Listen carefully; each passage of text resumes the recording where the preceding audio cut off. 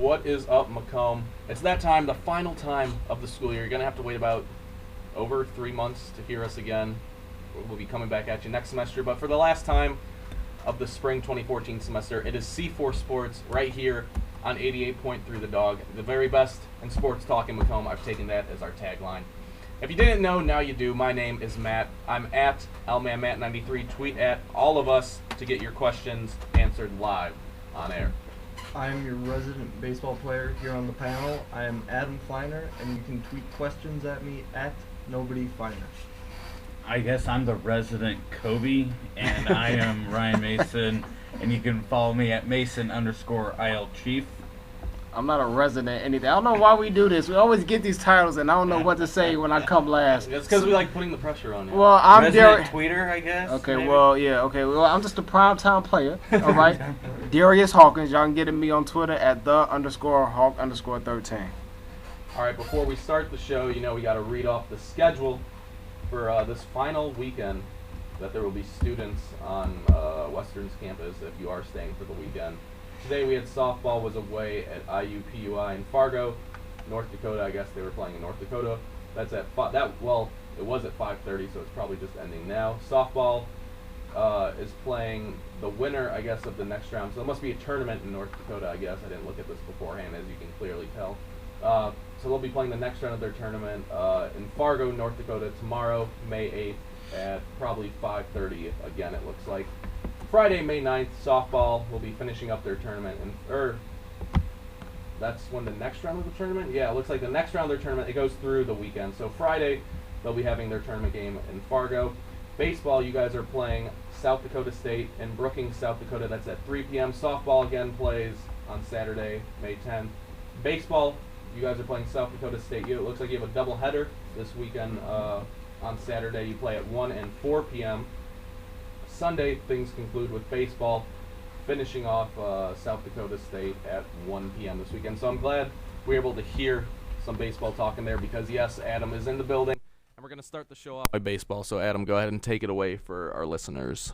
All right, we're in South Dakota State this upcoming weekend, and they're a tough team, actually, for us to play because they're youthful. We don't know a lot about them quite yet. Normally with a lot of teams in the Summit League, it's a small league where we have advanced scouting reports on a lot of the hitters, of the pitchers. We don't have that. They're a very young team. They won the league last year with a lot of seniors and even some upperclassmen that were drafted. So a young team, but a dangerous team. We played well against them early in the season, but just like North Dakota State came in and we played well against them at home, they took 3 out of 4 from us at their place. So we're hoping to change that on the road. Got a couple guys banged up, but trying to get them healthy, trying to get some work in. And it was a good day of practice before we leave for Brookings today. That's always good to hear. How do you guys kind of match up against the South Dakota State team? Pitching-wise, I think we're in a very good spot. All of our starters are healthy. Aaron Michael's healthy, our number one. Tyler Willman's healthy. Tom Constant's healthy. Even John White's healthy. And all of our relief pitchers are fine to go. So we just got some position guys that'll need to get rolling, and we've got some new positions for some guys this week, and we're trying it out. But we match up well with them. We're kind of an experienced team, and they're the younger team, and getting down to the final end of the season's been grinding on a little bit. I think you'll see experience start to win a little more than youth. I was at least one of the games this weekend for you guys against Illinois State. We actually didn't have enough people to do the broadcast Saturday, I think it was, so we did single cam. And I know you guys won that first game. You ended up stealing it almost from them, where they left the bases loaded. Yes. 3 straight innings, I believe it was. Yes. Can you just speak about what it was like to be in that game and how the team was able to pull it off? It was really intense throughout. You're playing a 9-inning game. All 3 of the games last weekend were 9 innings, no doubleheaders. And it was intense throughout. Tyler Willman pitched a gem. He just grinded out. And we got in the dugout. We got on the home plate umpire because he wouldn't call that low strike. But and even Willman showed it on the mound a little bit. He wanted that call bad. He hit that spot about 15 times, but he kept grinding through, and our hitters in a low-scoring ball game just grinded it out. I mean, we got our 2 runs in the 7th inning. Yeah. It takes a veteran team, a team that's not willing to give up to get a win late in a ball game. It ended up being closer than maybe it should have been because I think the submarine relief pitcher who came in, he hit 2 batters and he had them down to 2 strikes, and he had 2 guys in a row with 2 strikes. Yeah. And were you getting a little worried at that point? So that's tough to say because you hit 2 guys on 2 strikes, but he's always kind of been that way. Tyler Owings, I'm talking about, he's a redshirt junior, and he actually changed his motion this year to that submarine. I believe I've talked about this on the show, and kind of reinvented himself. But as he goes, he's still trying to kind of figure things out, figure out his arm slot, when he should release the ball, where the ball's going to go. So, but he's been effective. But I think in our dugout, we were still pretty calm. We didn't have anybody down warming up in the bullpen, so he was our guy, and he was going to get it done for us, and he did. He fought through it. Yeah, he definitely pulled it out, and it was a pretty gutsy win for you guys, and I think that can kind of show the spirit of the team in a way, how you guys can dig deep. Do you think that's an accurate statement? Yes, I definitely do, and I'll go back to the experience thing on that, because a young team might just kind of say, in that ball game, we're down 1-0 in the 7th, we're saying, are we even going to get a run? Are we even going to get a guy in scoring position? But we just kept plugging away. We kept having good at-bats and eventually strung something together. Yeah, I mean, it was fun to watch, I can say, from the stand standpoint, because I think I was on camera 1 in that game, so I was right behind home plate, and I had a great view of it. Yeah, that is a good view. Conference tournament starts next weekend, or is it a couple weeks? It's 2 weeks. 2 weeks. We'll be in Omaha next weekend. Okay. And where is the... Or, I'm sorry, at home against Omaha. Where is the conference tournament this Brookings. year? Which this weekend will be a nice test, because Brookings is the conference tourney site. So we'll get some experience, hopefully playing a few close games there. Get some quality at-bats in up there, get some good pitching, get everybody some action. So we'll see. So hopefully it comes out good. Omaha next at home. So yes. How did you guys do at Omaha? I believe, let me see, early in the season we played 2 games there and we got swept. Okay. They're a team that's kind of like us. They're a little veteran team, and they'll grind you out, or they can outslug you, or they can outpitch you. I know in one game they beat us 8-5, where they kind of outslugged us, and then they beat us 4-3. So, I mean, but we're close. We're actually on top of the league right now. So I think Omaha is going to be a very interesting series. You got Senior Day coming up that weekend, so it'll be kind of an emotional time, but a time where we could lock up the Summit League regular season title. Do you have a lot of leadership leaving, or are you going to have a lot of great players returning next year? See, I think one of our best pitchers is going to get drafted. Don't quote me on that, please. I think he's going to. I think he's good enough to. But overall, I think we are losing a good amount of senior leadership, and even some junior leadership possibly too. Just guys who, I mean, and a lot of junior college guys who've played a lot of baseball, who've seen a lot of baseball at different levels. They know the game inside and out, and but I think they've showed the underclassmen, myself included, the way the program's supposed to be run, and I think they've done it the right way. So that's good to hear. Hopefully this trend of being on the top of the Summit League will continue. So that's good to hear. I think just what would you want to leave the listeners with, since this is our final C4 Sports Show of the year? Yes. There's so much to say, because I know most people are going to be gone for our final home series against Omaha next weekend. But if you can't make it to that, come in the future. Come in the fall. We play fall games. The 4 weekends in September, the 4 Sundays. We play fall baseball. You get to see there. You get to see all of our players. Everybody plays. And then come in the spring, I think the attendance, it's a pretty nice setup for a ballpark. Yeah. Especially for the Summit League. And, I mean, it's a good experience. The PA does a nice job.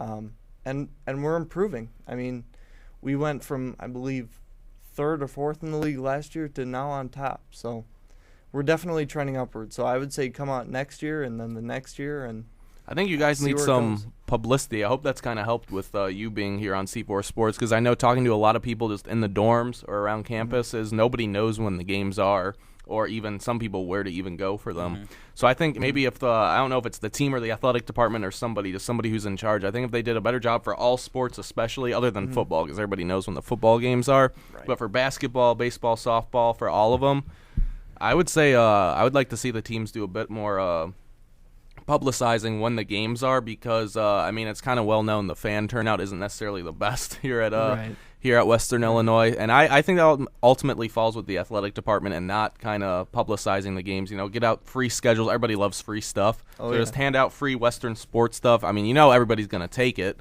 so just hand out the posters, hand out just little schedules, put up signs around campus. You know, maybe even get ads on the dog or on a station, you know, put it on the Domino's pizza boxes, whatever you got to do.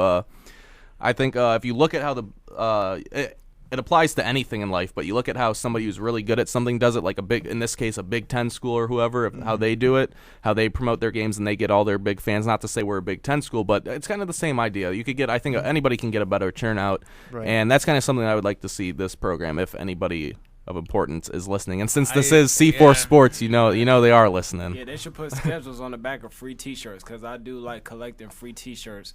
And so, yeah, do that. Go ahead. You get your little purple, yellow. If that's the official, I don't know. They might say gold. I don't know. I think it's purple and gold, I think, is the gold. official. I think it's gold. Well, we can say gold when we got some championships. Purple and yellow. And put that, or, put the schedule on the back of some T-shirts, pass them out. Because, like you said, people are going to take free stuff. So, Yep. I mean, that's definitely something that, that they should, start doing.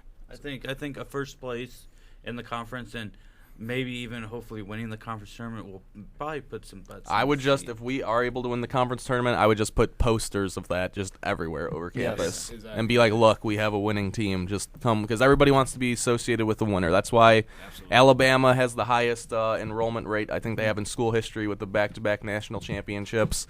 And that's what I've seen they talk about it on SportsCenter a lot. And it's just, that's what it is. Everybody likes to be associated with the winner. So if we are able to pull that off, I would just put that everywhere. Put Adam's face on the side of Sherman Hall and be like, conference champions. That's the point that I want to focus on. Okay, we need to set up Adam as a superstar of this school. Okay, if Adam has to be promoted, his face has to be on the front of those T-shirts. All right, we need Adam to be established as a superstar baseball player that he truly is. So, this is C4 Sports. So if we win the conference tournament and Adam's face is spray painted on Sherman Hall with conference champions, it wasn't us. It wasn't us. It was his Right. groupies. Yeah. It was his groupies. It was his groupies, because the ladies love the long ball, from what I hear. That's right. Yeah. Absolutely. I don't hit the long ball, but hey. You ain't even got to tell them Contact that. hitter. You know what I'm saying? Contact You ain't hitter. even got to tell them that. You just can let them think that you hit it. Okay. Okay. And then when you hit the little ground ball, you be like, that's because I'm versatile. Uh-oh. Look at that. That's a skill set right there. Okay. I think you have your promoter right here. I think I can hire him right away. That's going to be your agent. It's the Darius Hawkins Sports Agency Program. And starting with Adam. Mama Hawkins will cook you the meals. Yeah. Oh, Fantastic. man. That's actually a good deal. Can I sign up for my own agency? That's actually not too bad. But I'm glad we were able to get this Western baseball talking. So hopefully, if you are listening, definitely turn out to the baseball games. If you're going to be here for the rest of the semester, or if you have to wait till next year, definitely come out. It is a good time. I like the setup they got there. It's pretty cool. I went to a couple games last year just as a fan, and this year I worked the broadcast for a couple of your guys' games.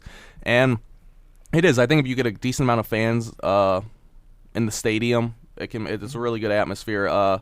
It's definitely, I think it was renovated in 2006, because I was right in front of the Illinois State play-by-play guy for their radio, so I got a nice play-by-play as I was on my camera for your last game, and I think that's what he said, was the stadium was 2006, so it's one of the nicer facilities we have on campus for athletics. Yes. And I'd say, yeah, I mean, you got nothing to do on a Saturday waiting to go to the Pace or whatever. I mean, you go to the Pace at 10. This is the afternoon. Just go get some food, watch a little baseball, support your fellow classmates, and then go get ready and go to the Pace. Getting all those great hot dogs. Yeah, I was going to try and leave that off because I'm really, really, really hungry right now. It was a day of packing and cleaning, not I feel like food. on our final show, even in a week that's not mandatory, hence that's why I say we do it for the people. We should be rewarded with free stuff in the studio. You know what I'm saying? Why can't we get free food, free T-shirts, free something, man? I mean, don't quote me on this, but looking at the timesheet when we got in here, I think we might have been the only people in here today. Exactly, which just shows our dedication, okay? Our love for the people. So if you're listening, basically you're welcome, I guess is exactly. what we're This is trying a gift. to say. We are a gift to you, okay? That's how you should look at it. But I think at this point we could go from Western baseball talk because I mean the more we talk about food and stuff like and home and cleaning, I'm gonna just get homesick and even more hungry. Yeah. So I'm going home tomorrow.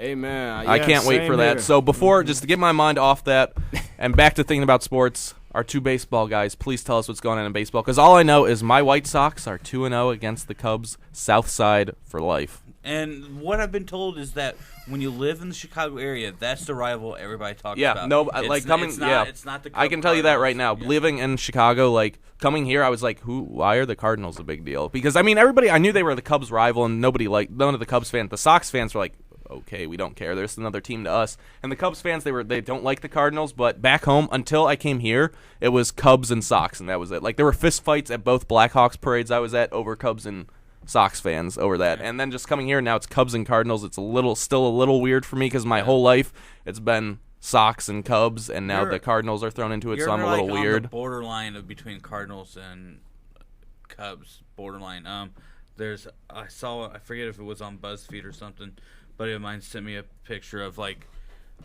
who people cheer for. Yeah, and all yeah, that yeah, yeah. stuff. And like the majority, and if you keep on going down, they Yeah. go county by county. Yeah. And you keep on coming down more south, and we're like Yeah. right at the border. Because Peoria.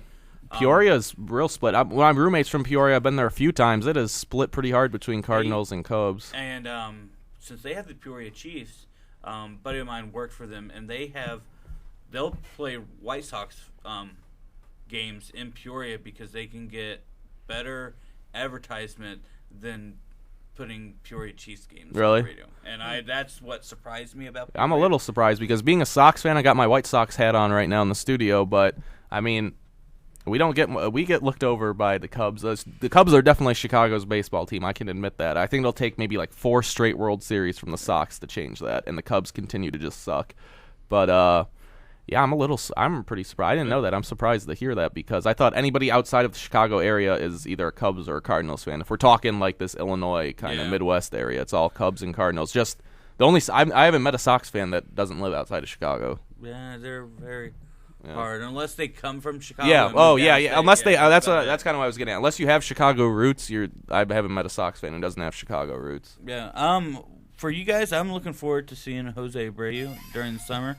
See if they can keep this streak, or if he's just, in the terms of flash in the pants, and just here until they face the pitchers the second time, and then they'll show his weakness. But that's what I'm looking for the White Sox. I'm not looking for anything from the Cubs. Maybe the building implodes or something like that. So, wow. Okay. I hope nobody's in that book. I'm coming from 2 losses in Chicago, and then all the Cub fans think that they just won Game 7. That's how Cubs fans are. Trust me. Living in Chicago, living with Cubs fans, they take any win they can get because they kind of have to. A team that has to have their own song after a win is a horrible team. That's just how Cubs fans are. I mean, they haven't won anything in forever, and having to deal with them my whole life, it's just they will take any win they can get. So I mean, you just give them their little clap, like, okay, that's fine. That's what you're celebrating. I mean, you just learn. Yeah. So on ours, we're both Cardinal fans. Yes. And it's been very disappointing. And I think it will sum up with 4 letters with why the Cardinals are not winning from last year. It's RISP, runners in scoring position. They led the league, and now they're barely hitting anything with runners in scoring position. And their best player, Alan Craig, last year is being benched tonight because Matheny, in his words, says there's just something not right now with him, and he needs a day off. And we can't hear that because we didn't sign Beltran. Right. And because we thought Craig was going to keep it up. So I'm hoping it gets fixed. I still have them winning the division. I know that's they're 4.5 off. There's still a lot of baseball left, but that's my bold prediction for the summer while we're gone is that they will be in contention to win the Central when we come back. I definitely have them in contention, and I don't think anybody expected the Brewers to hop out to the start that they did. I was going to ask you guys about that because that's all I'm hearing right now from baseball experts is Brewers, and more Brewers. And Right. I know they weren't expected to do much. Well, geez, since Houston left the division, some people had them behind the Cubs for last. Mm-hmm. But I didn't really see it because you have Gallardo in that staff, and you have the former Cardinal Loesch, which we let And walk, Garza. and Garza now. So that's a very solid 3. And then I think you got Marco Estrada in there. I'm trying to think. My whole family's Brewers fans. And then some 5th starter. For good pitching, Gomez is coming onto his own. Then Braun's coming back and actually playing very well. Ramirez is playing pretty good from that used to be for Chicago. They have a good team, and Yes. I think they just needed to get over the Ryan Braun schedule. It's not schedule. Suspension? Suspension Yeah. and all that because last year was just horrible because He was gone all last year, right? Not all last year. The last, Yeah. 65 games or Yeah, something, or the but- last 50. Yeah, but the players knew. I think the players knew that he did something. Yes. And for him to come out and say that he was lied, they just didn't. They felt like they were lied to, and it won't come out. But I honestly think they felt like they were lied to. And if I was a teammate, I would have ripped him. I would have had a one-on-one conversation, and because like you're not saying anything. I am saying everything, especially after you accepted that suspension. If you didn't do anything, then you don't take a suspension at all. You fight it in court. And here's the thing, because most of his teammates, they've already accepted him. I mean, the media has been all over them. Ramirez, Garza even, Estrada, Gallardo, Segura. They've been all over him, and they said, he's fine, he's fine. And even the fans are starting to come back to him, too, because he's putting up numbers. I said this to begin with. If he puts up numbers, if he hits 30 home runs and 100 RBIs, what steroid scandal? He got suspended? If he puts up numbers, he's going to be forgiven by the fans. Yeah. You see that in a lot of cases throughout all of sports. Yeah. And I don't blame him because I'm on the fence where it's kind of, I know this a lot because my family's Brewers fans. They compare it to the Favre situation where some forgave him and all, but some will never forgive him. And some are just too stubborn. Even if he hits, 40 home runs and wins 2 more MVPs, they'll never forgive him for what he did.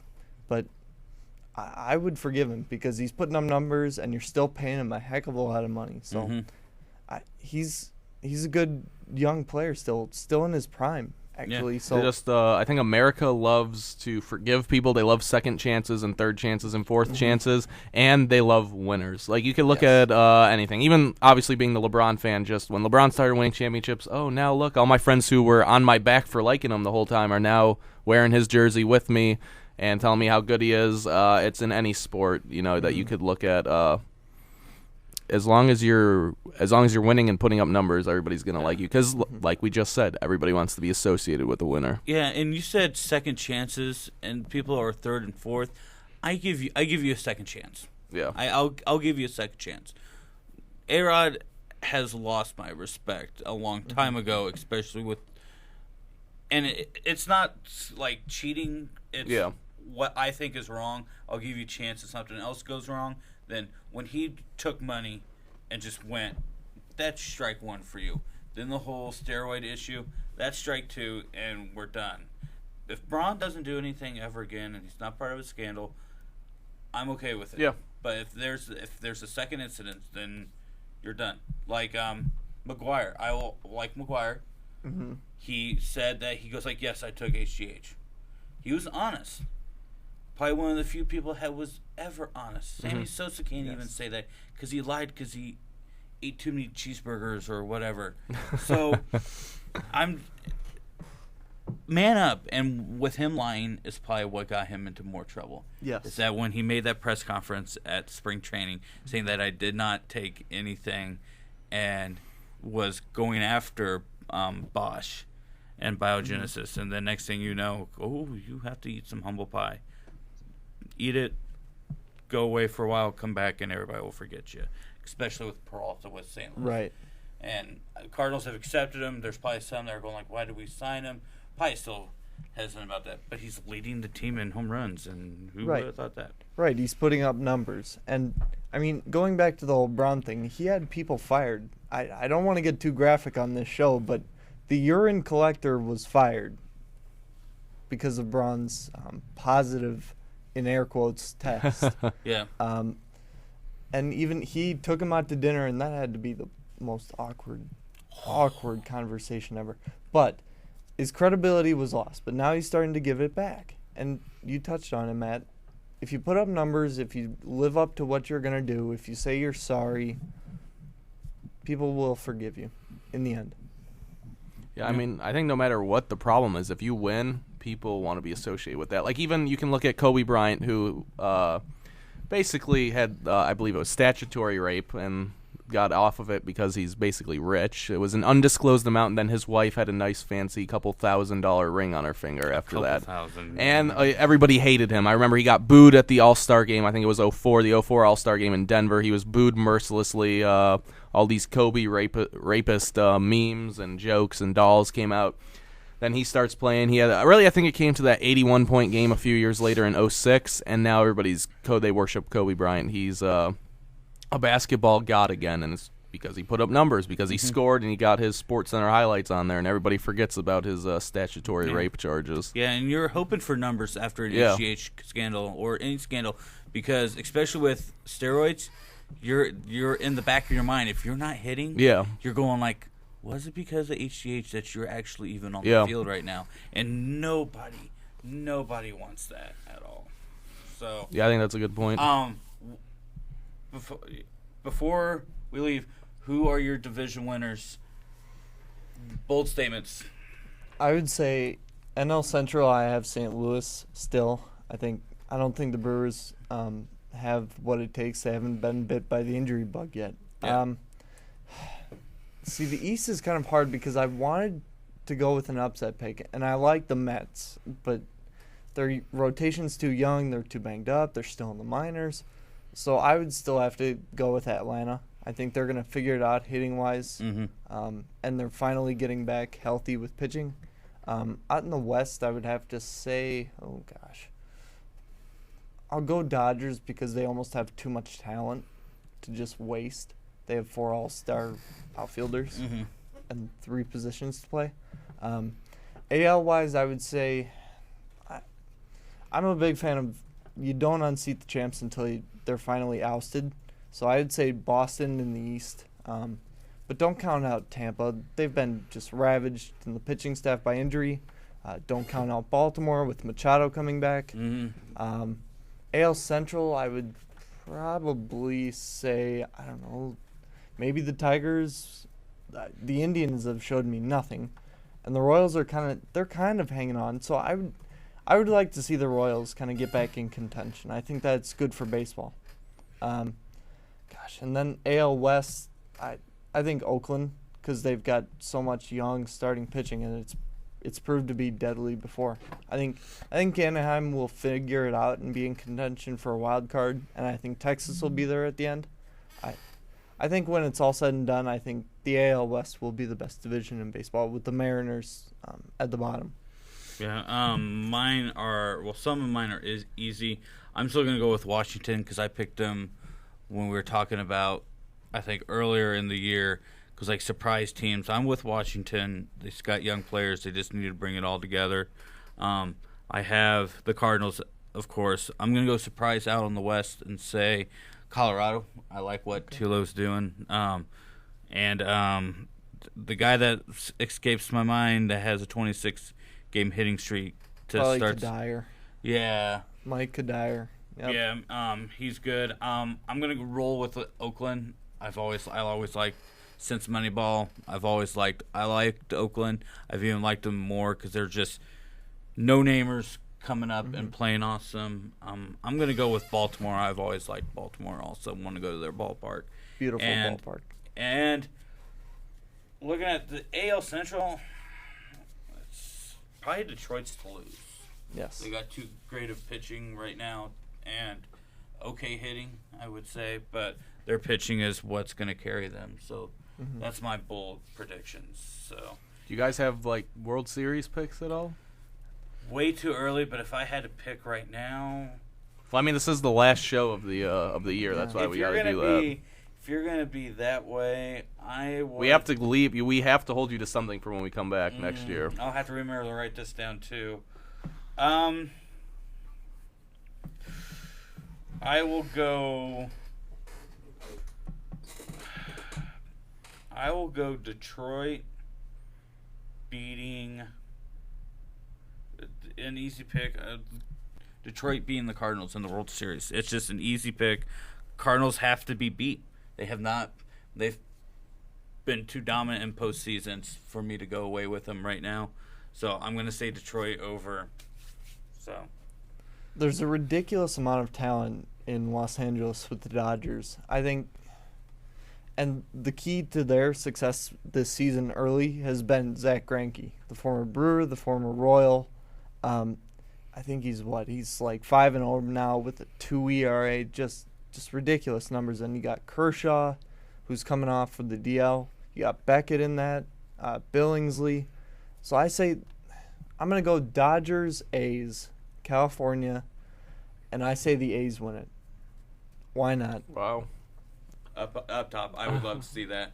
That would just make the baseball world gods go like, no. Yes. Because it's That would not that would be horrible ratings on the East Coast. Yes. Just throwing that out there. So Bud Selig would not be too happy with that. No, and especially with his final year, would just make it so much better. It would be a good series though, from what it sounds like. It would be, especially no-namers versus probably the smallest payroll to one of the biggest payrolls. Yeah, Yes. It would be. So there's a lot of storylines. Yes. Tons of storylines. Okay, well, we're gonna hold you to that next year. Okay. So when we come back on for the fall semester in about 3.5 months, because we have a late start. I think we're starting right before Labor Day this next school year. I believe it starts. Wow. I don't know why. There's a reason why, but I'm pretty sure we're starting like right before that weekend before Labor Day. I'm pretty sure. So you're gonna have a extra long time to have to remember those picks. Okay. But we will make sure you remember that, at least hopefully. But that's gonna be it for baseball, at least for the year. It looks like.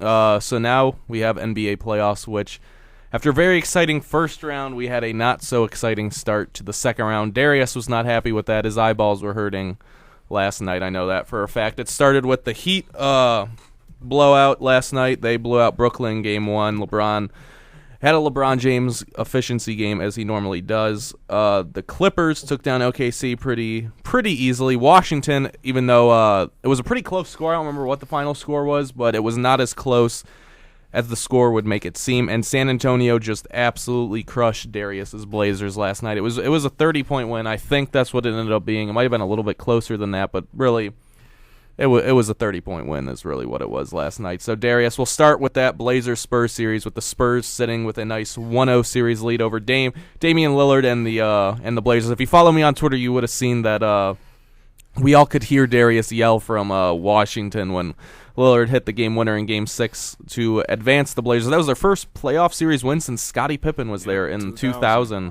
where they made the West Finals and they lost to the Lakers in 7 games. So good for the Blazers, but a criticism I've heard of them on SportsCenter and a couple other shows has been that they can't be complacent. They look just happy to be in the second round. And when we get to NHL talk, I've got to rip the Blackhawks for that. But we're talking NBA right now. We're talking Blazers and Spurs. So what is your take after watching the game? I barely watched any of it because I saw it was like 30, then 25. I was like, I'm done with this. I'm turning it off. I probably watched maybe like a quarter and a half. Like none of these games I'm watching in full because I'm not really cool with blowouts. But I think this, it's a good wake-up experience game for Portland. I think a lot of people were surprised with the first round win. Like I remember we talked on here just about Portland's lack of experience. Yeah. And so the Spurs, I never even thought Portland could beat the Spurs. Like I'm not going that far. I would of course like to see them, but I'm not going to go that far because the Spurs, like you talked about the Cardinals, the Spurs are too dominant. They have to be beat. So and it's kind of hard for a team like Portland who has no experience to do that. But I think it's a good wake up game. It's like, okay, we got to realize that we're here. They might have been living off that emotional high from game 6 when Dan hit that shot, and I was just feeling so good at the time. That was a great day. But I don't think it's they're going to continue to get blown out. I actually think it's going to be a good series. Maybe go 5 or 6. I'm still not declaring a winner because I never want to count my own people out. But I'm leaning towards the Spurs, and that was before last night's game. But I think it's a good experience. As it's going to be a great series because Tony Parker, first of all, went off yesterday, which is probably going to most underrated player in the NBA by far. It's going to continue because nobody can guard Tony Parker. But what Portland has to realize is that nobody on the Spurs can really guard Damian Lillard. Tony Parker's not a good defender. So unless you're going to put Kawhi Leonard on him, which would then cause mismatches across the rest of the floor, nobody can really guard Lillard. And what I saw last night is that, they were – I don't even think Portland was complacent, which I've heard, like you said, I've heard a lot of people say that. I think they were overexcited. Sometimes when you're overexcited when the game starts, you don't really run your offense the right way. Everybody wants to shoot. You're so excited to play, and then you get that deficit, and now everybody's trying to play one-on-one ball like they can individually bring the team back.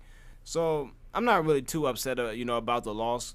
For the most part, if I had to say a percentage, I'm like 75% sure that the Spurs are going to win the series. So I just want to see close basketball. That's all I really want to see. I want to see Portland compete.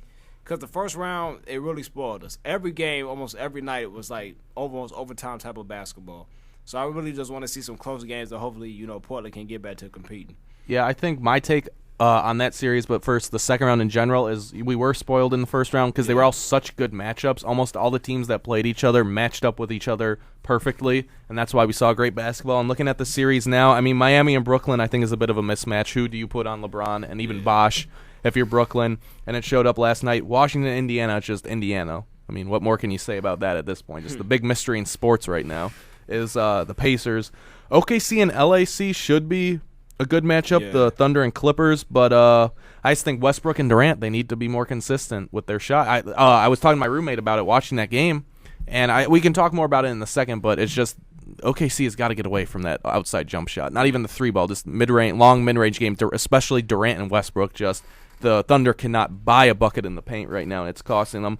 And then the Spurs and Portland, I don't think Portland really matches up with them at all. I think almost all the matchups go in San Antonio's favor, and I'm glad you said that, Darius, that they're overexcited, because that's what I saw from when I watched it. It's just another game to San Antonio. Not too high, not too low, which is what you need to win in playoff sports. It doesn't even have to be basketball. It's playoff sports. Not too high, not too low. Manage your emotions. Act like you've been there before is what I'm trying to say. And that's what we saw from Parker, Duncan, and the Spurs. Yeah. And Portland, just when they're down, you can't do that. That's a terrible situation. A young, inexperienced, never been there before team to go down by 20 and then 30 early. I mean, there's no chance for anybody, but it was not going to happen at all last night. It was good for them, that especially LaMarcus Aldridge. He caught a rhythm towards the end of that game. But when you're getting blown out like that, the only thing you want to happen is for the game to end. Because one thing, I've said before, I know that we all know this, not even just basketball, but playoffs, period. Every game is its own game. Yeah. Like, it's not really a big momentum from one game to another, unless you're like Indiana. Then it is momentum the whole thing. Well, Indiana, they're just their own subject right now. They have no momentum. But every game is its own experience. So Portland just has, they probably just really wish Terry Stotts, he just wanted the game to be over. Yeah. I think this is a type of game where it happens rarely that teams don't even watch tape. I don't think they're gonna watch too much tape of this game, because I think when you lose like that on national TV, like, okay, we gotta play better. Yeah. There's no, you can't get any worse. Like, you literally, it ain't like they're gonna lose by 40. I mean, they're getting paid to play too. You can't get any worse.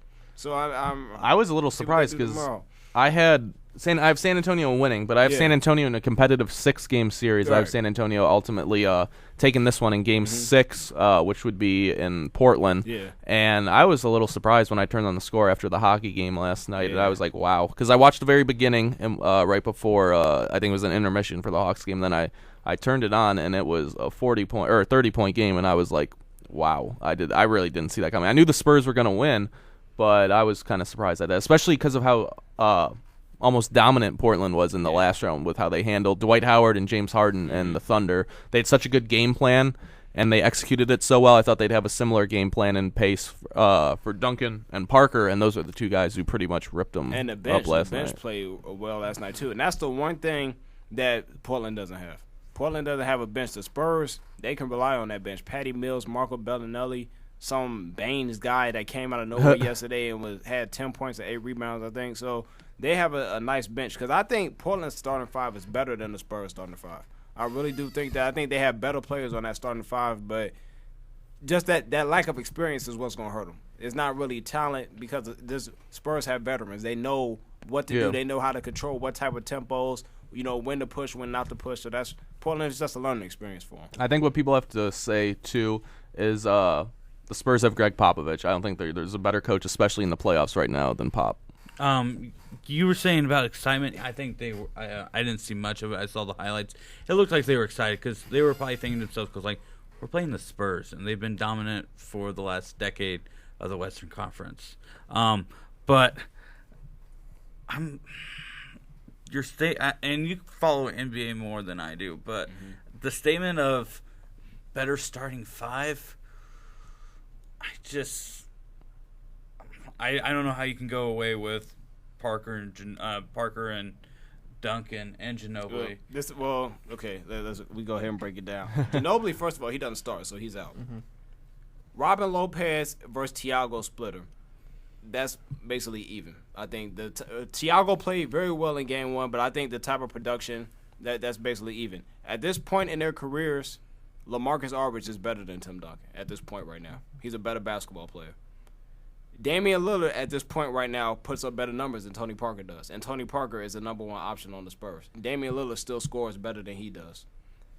Nick Batum versus Kawhi Leonard, I could give Kawhi Leonard that. And then you have Wes Matthews versus Danny Green, and I'm taking Wes Matthews every day because all Danny Green can do is shoot. So that's 3 to 1 basically. So that's how I kind of evened it out. Okay. I was just wondering because I take it as that Duncan and Parker can still play. Yeah. And they can still play, and it showed last night. And what's going to be interesting, what happens tomorrow night, of if it's another 30 points blowout, then stop the series then. Let's move on to the next round. I don't need to play the next 2. And you were talking about them playing against how they dominated against Houston with Howard and with Harden. Yeah. They're young. Yeah. They are inexperienced. No. They got experience. They both been to the finals. Not consistently. Hey, you been there once. You been there. You're trying to say... I mean, nobody's more experienced than the Spurs, but them boys been to the finals within the last 5 years. Okay. They got experience. They just got beat.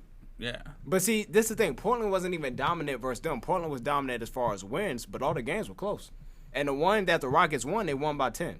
And that was like the biggest deficit, I think, of all the games. So Portland somehow, I don't know how, still to this day, they got away with that. Houston just couldn't close out at the end of quarters. And that's what I'm talking about, the experience. The Spurs, you can't make that mistake. Because the Spurs know how to close out at all times. Yeah. So I'm really looking forward to Game 2 and Game 3. Because I think even if it's a blowout, you said it's over with. Even if it's close and they lose, that third game and that first game in Portland is going to tell how the series is going to go. And I'm still going to go with Spurs. Got to. I think so. Tony Parker making the moves at his age and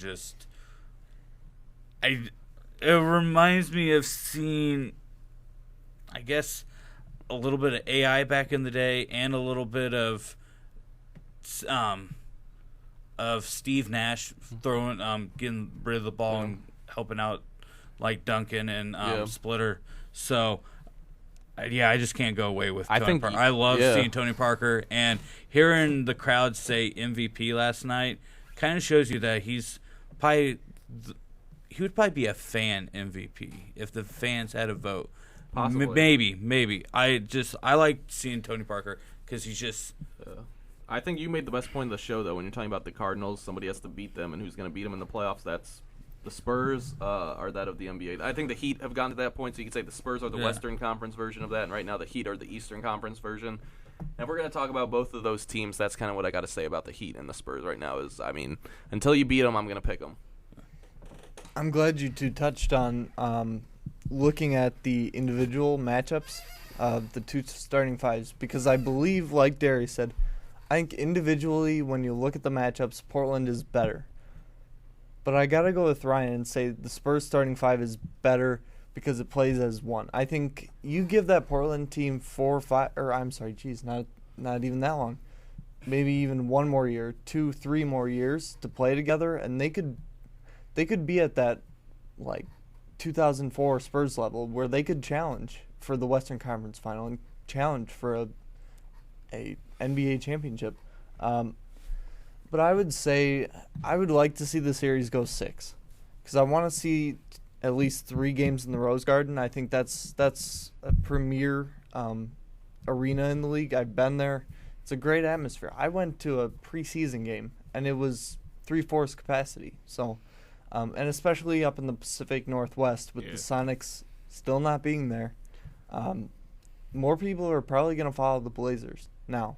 But like you guys said, I still think it's the Spurs. I mean, how could you go against Parker, Ginobili, and Duncan all together, and you include Pop? I saw something that caught my eye on ESPN this week. They were doing kind of the matchups of all the series. I mean, front court, back court, coaching. They left out coaching, even in that series, because we knew it was just going to be Pop. Yeah. I mean, and Terry Stotts is a good coach and all. I mean, maybe should have won Coach of the Year, but there's no way you could go against Pop in that situation. After Phil Jackson, I think the last 20 years there hasn't been a coach as dominant as Popovich.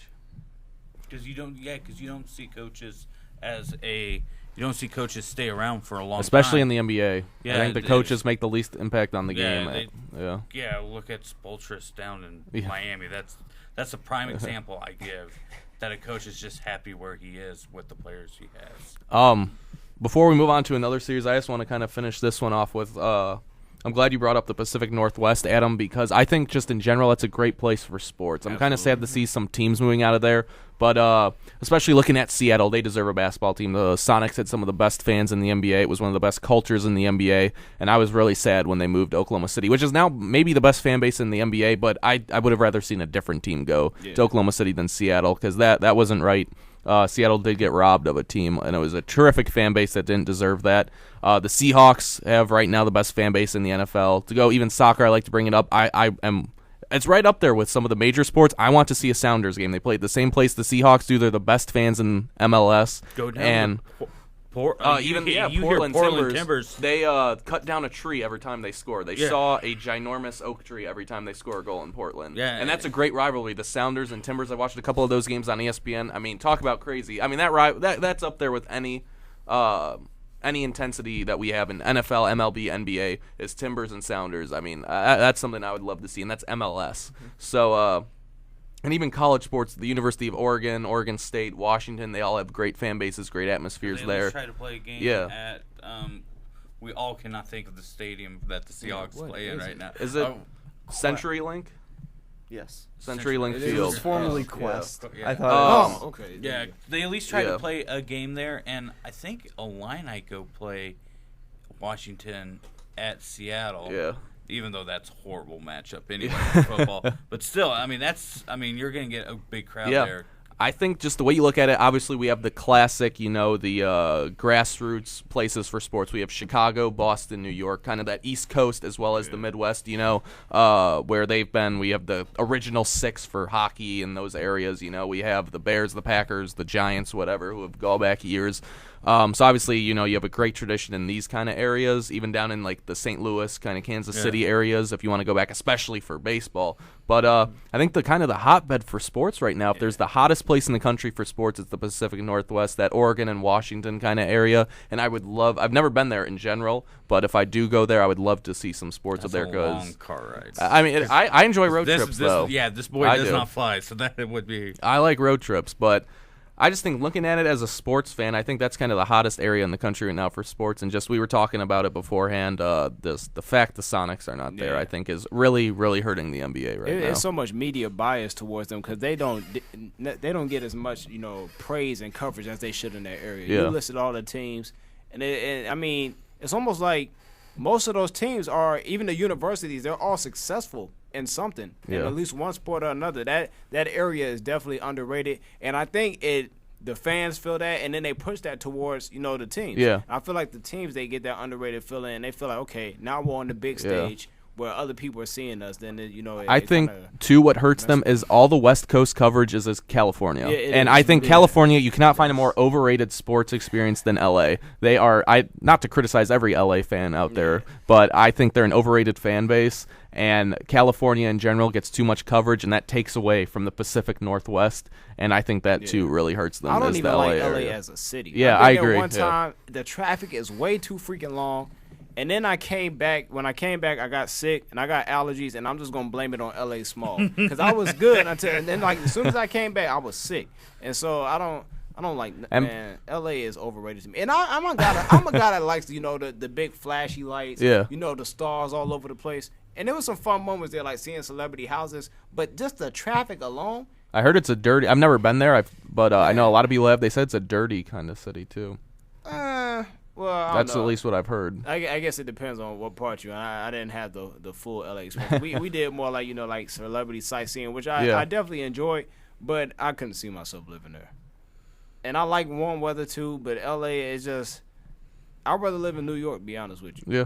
For some reason, I like New York, which, that's a whole different conversation. And I ain't never been there, but something about New York and me just go together. Yeah, before you start on New York, we can actually gives us a nice segue into the next series, which is the Los Angeles Clippers and OKC Thunder, who we were just talking about, both of them. So that actually worked out very nicely. Yeah. Good job, guys. We didn't even plan that either. That's just how we roll on C4. That we could rival ESPN with that one. We're finally becoming a team at the last show. But if you didn't know, Clippers up 1-0 in that series. They handled OKC pretty well. Chris Paul just went off. I know he had 8 3-pointers. I want to say he shot 8 for 8 or 8 for 9. 8 for 9, yeah. And he just had his best game after really struggling that first series. Westbrook had a pretty bad game. Durant had, I guess, what we've seen from Durant this playoffs. He might be the MVP, but hasn't really shown it too much other than Game 5 or Game 6 of that first-round series. He hasn't shown his MVP self. He was another, I guess, no-show for a superstar MVP. Westbrook was trying to outshine CP3 from everything I've heard. What they've been talking about on ESPN. He ended up with, I think, 6 or 7 turnovers, and it really hurt the team. It was like in most of them. I think the first half, he had 4 or 5 in the first half. Yeah, I heard Skip Bayless talking about that. So just it was not a good showing for the Thunder on their home court, too. The first 2 games, if OKC drops this second game, they have to go to Staples Center down 2-0 and just fully surrendering home court advantage. Nobody wants to do that. I think they showed a statistic in the NBA. If the home team drops both games, they lose like 90% of the series in NBA history. Do they play tonight, those two? I think so. Okay. So that'll be the game I'm watching tonight. I really want to see that. I think that's kind of the best matchup from this round is OKC and the Clippers. So what do you guys think watching that game one? And kind of I want to focus too more so on what do you guys see in the future? Because we saw a lot of things. We saw Durant and Westbrook maybe take a little bit of a step back. We saw a big step forward for the Clippers and Chris Paul. I'll start off. Sorry, Darius. No, you go ahead, man. I think I saw that the Clippers finally got out of Sterling Gate. Yeah. And they got their minds in the right place. their minds cleared because nobody's talking it now. It's a week, like we said, and something else will come up. Maybe that MVP with Durant helped out to get this pressure off of them so they don't have to talk so much about it. But I think you were talking about them making to the finals, and I saw a team. I didn't watch the game. I'm old and I work at night, but I saw the highlights. I'm going like, I see a team that, even though highlights can distort stuff, I'm like, I see a team that could be a great series against the Spurs and maybe even the Heat if they keep on winning. And it was actually nice to see Chris Paul score. He's a facilitator. He went Darius Hawkins mode. Yeah, but a point guard I think needs to score also, or they're just going to be looking for you to pass the ball. And I'm not saying scoring by just doing layups. I mean, I want to see you make shots from the perimeter behind the arc so the team has no idea what you're going to do. And him up against Westbrook, I'm going to take Chris Paul all day and all night. Yeah. No, go ahead, because I'm still looking up stuff right now. I think actually we go back to the Portland San Antonio series and we looked at matchups. I think most of the matchups actually favor LA in this because I think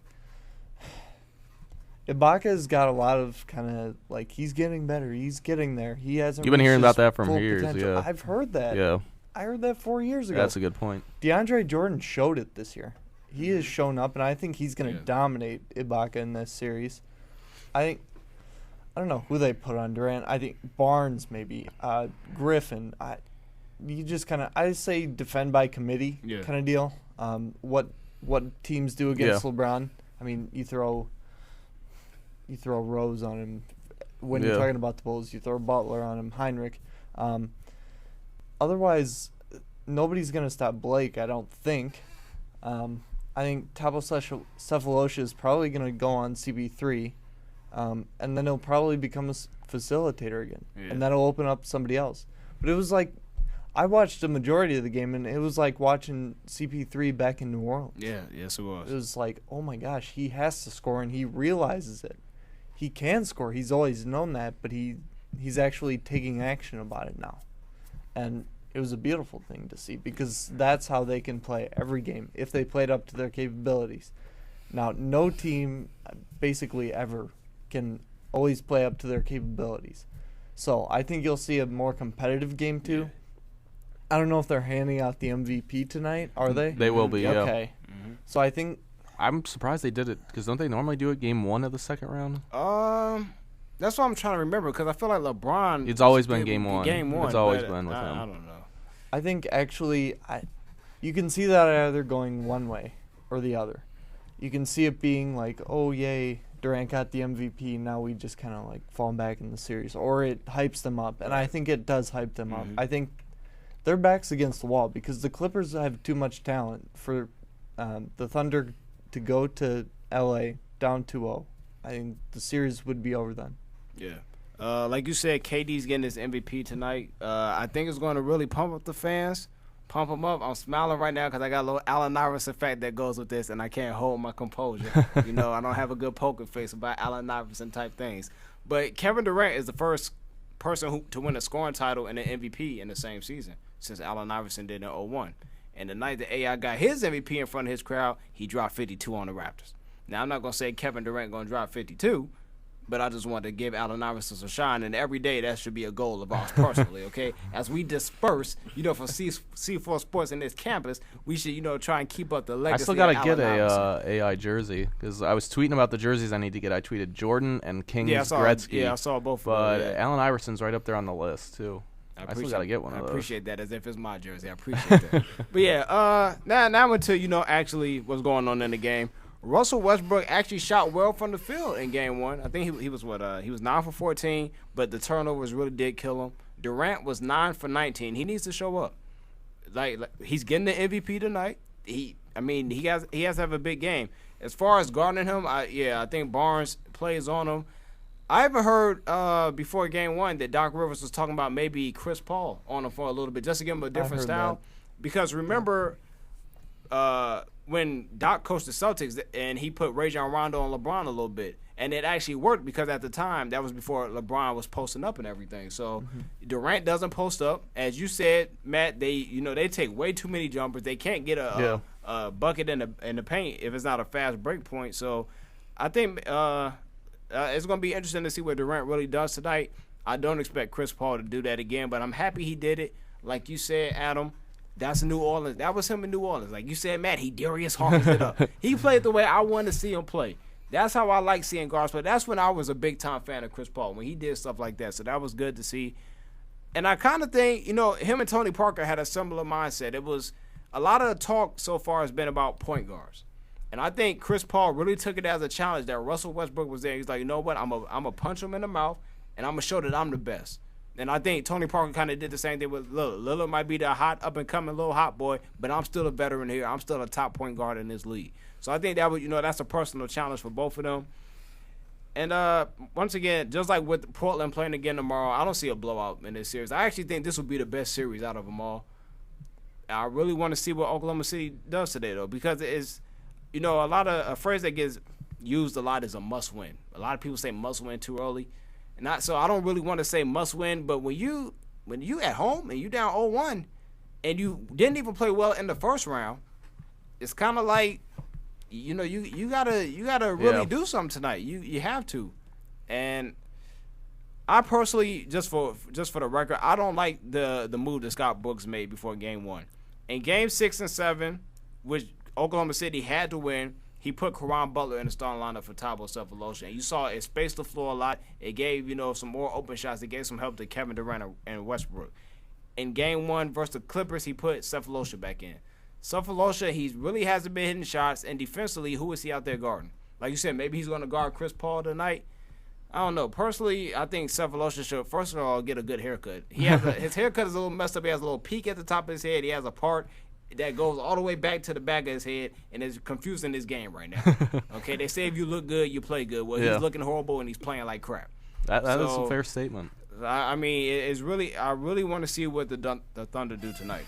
I think you just stole the words right out of my mouth, Darius, about I don't think any game's a must-win until you get to elimination. Yeah. But for two teams, Indiana and Oklahoma City, you said it perfectly. It applies for both of them. Neither of them played very well in the first round. I don't want to really put Oklahoma City in Indiana's category because that's a whole other thing. But that wasn't the OKC team we're used to seeing. Definitely not their potential is what we saw in that last round, especially from Westbrook and Durant. And you go down 0-2, we just said you lose 90% of the time, and that's bad to have the talent level they do, especially with the MVP in Durant, MVP candidate in Westbrook.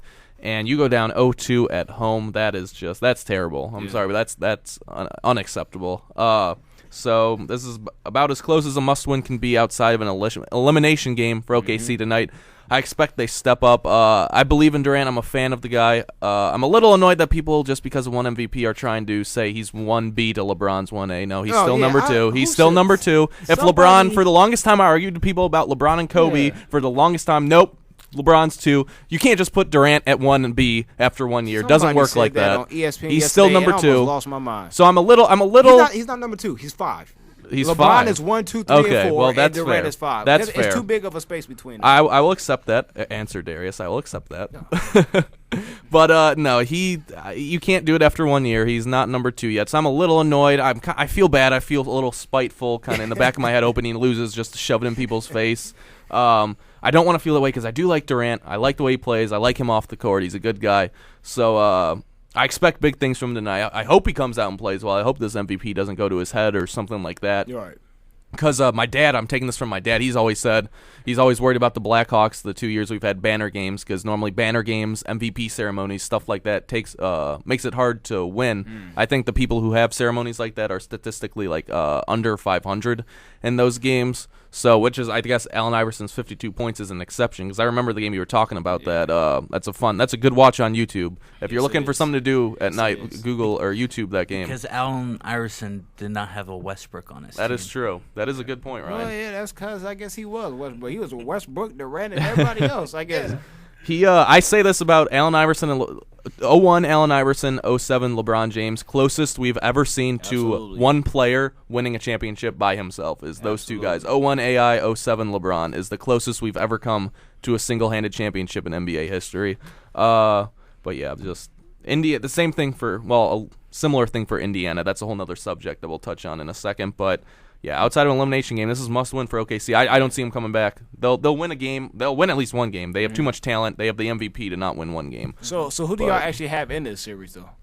Coming into it, yeah, I had the Clippers in 7, honestly, because I like the matchups they have. Outside of Durant, they win every matchup. If Chris Paul is scoring the way he can score, going into it, I thought Westbrook was the better matchup, but then after last night, Chris Paul played to his potential, and we saw Westbrook. That's the thing with Westbrook. It's Jekyll and Hyde. He can win you a game, but he can also go out and straight up lose you a game. Yeah. So I took that into account, and I had coming into the side Clippers in 7.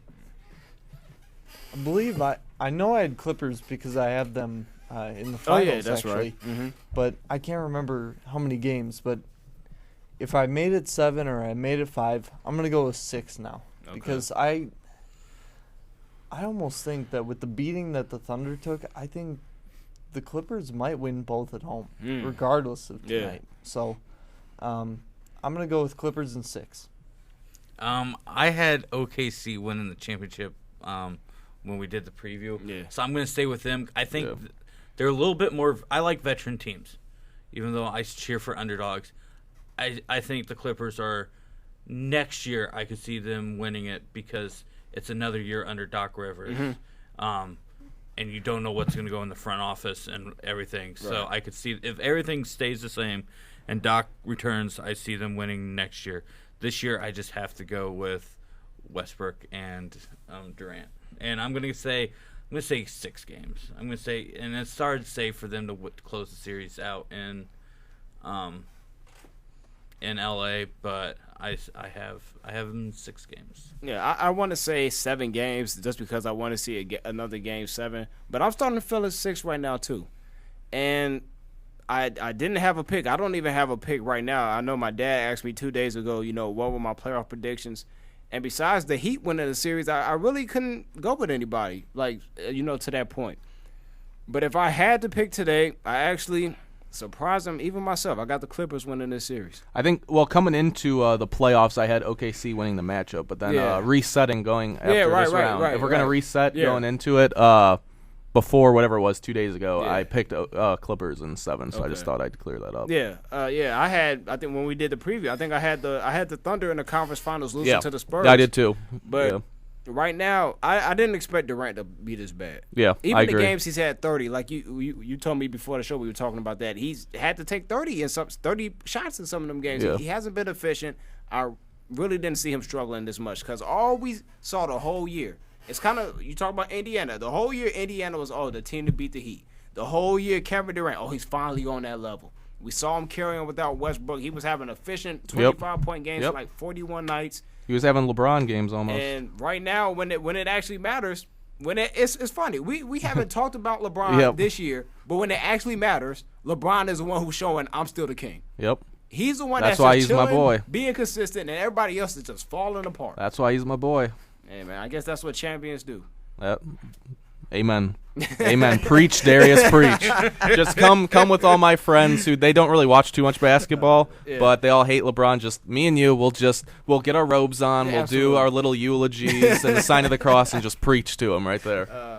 With somebody that has a Galaxy. Yeah, so we get the LeBron app on the Galaxy. Yeah, we'll put it up there. That's what's on our little cross. The app is now the LeBron Bible. All right, I like this. I like this plan. But I think real quick, because this is actually taking up a lot of time, we have less than an hour left.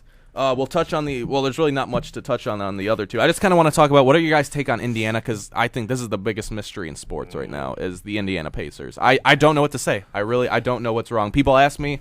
They know I watch basketball. They know I have a sports talk show. They've been waiting for this. Well, if you've been waiting, this is my answer. I don't know.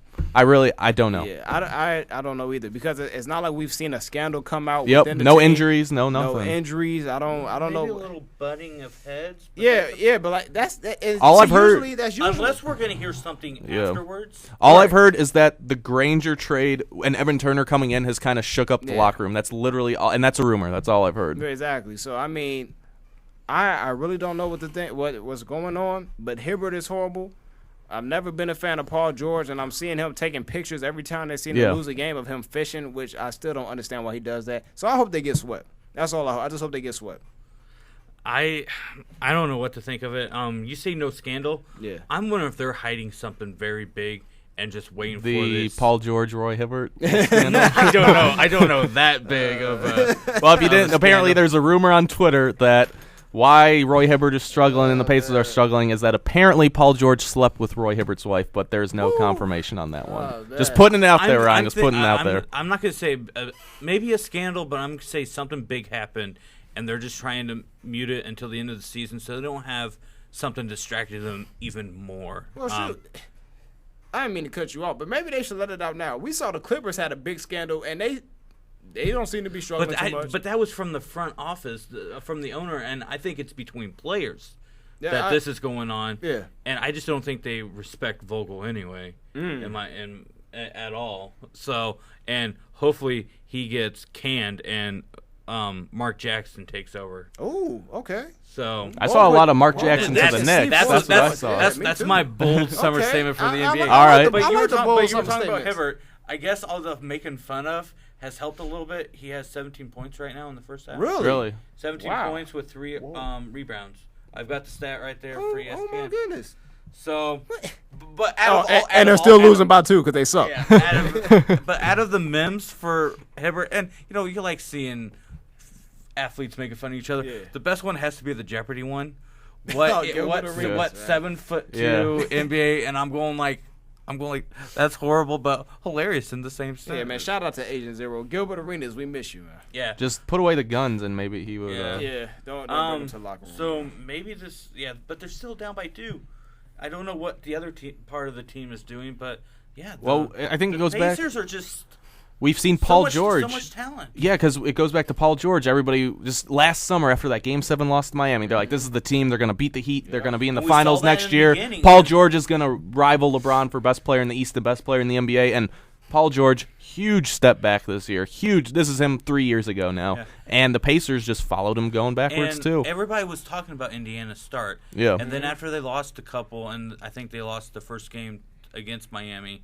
I think they won the first game against Miami. They did. They won their first game, then they And then got they- blown out after the that- second one, I think. After that, it's like the news went away from them, and it's like they were upset. Like, we want our time. We're number 1 in Yeah. the East. We want that time, and everybody else is talking about Spurs are still doing good. 76ers even had more news than the Spurs. And I think that's also is a factor, because and you were talking about them trash talking after they got beat. They want to be in the news, and they weren't getting the news recognition that they were getting. So I guess maybe you just need to turn on local news and not turn on ESPN, and maybe you'll get recognition. So I'm expecting – it depends on how this game goes. I'm expecting maybe a 5-game series, and Wizards maybe winning unless Hibbert's turning it around and they actually want to play. So – My thoughts about the Pacers have pretty much done what the Pacers season has done, which has totally done a 180. They got off to that just ridiculous start, and I picked them to win it all, and I'm saying, oh my gosh, it's actually going to happen. And then they just went down the crapper. And it's unreal, because now I want them to get swept. Right. I mean, I just want to see this absolute debacle. It's like a train wreck. I Yeah. always use Yep. this. You want to, like, kind of look away But out you of can't. decency, Yeah. but you can't. Right. Because you kind of want to see what happens. I hope Vogel gets fired. I want to see Larry Bird coach. I just want to see total chaos. Yeah. And it is what it is, I guess. I don't have any words to describe what happened.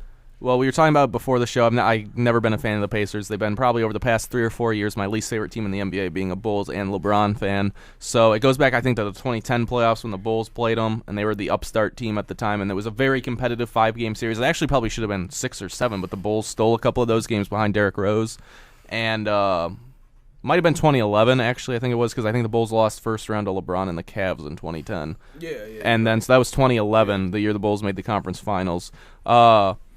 And just that team, I think they play dirty. I think they take a couple, at least they play on the line. That's what I say about the Pacers. They play on the line between playing hard and playing dirty. They're right in that line in between. And I think they can take cheap shots at guys. They play a little too physical, I think. And I've always said this about them, too. I told you guys before the show that I think they talk more than they talk the talk, but they don't necessarily walk the walk. They talk more than what they can back up. And it's starting to get to them now, as they were talking all last offseason and into this season. They were talking, we're better than Miami. We're better than Derrick Rose. You know, we deserve this media attention. For them, it isn't even about winning a championship. It's about getting respect and being as good as LeBron when it comes to Sports Center coverage. Yeah. That's meant more to them than winning. And they got it this year. And then it looks like kind of what you said, Ryan, when they got what they wanted. I don't know. I just don't know, really. There's got to be something more to it, because this is the first time I really have no idea what could go. I have nothing like player chemistry. I don't see chemistry just changing like that. Like, these guys are professionals. It's a business. Saying the trade. And yeah, it's a business. It was going before that. Yeah. It was going downhill before that. Mm-hmm. I'm just maybe the whole Hibbert George thing is true, man, and that would just be that would be kind of funny. I feel bad for saying that would be kind of funny, but I mean, I dislike the Pacers, so I'm fine. Keep tail sliding. I hope you guys lose. I hope they lose. I hope they lost last series. I was pulling for the Hawks. I was a big Jeff Teague fan last series, and they couldn't pull it off. 42 threes in Game 7, which still doesn't make any sense to me, but. Oh, well.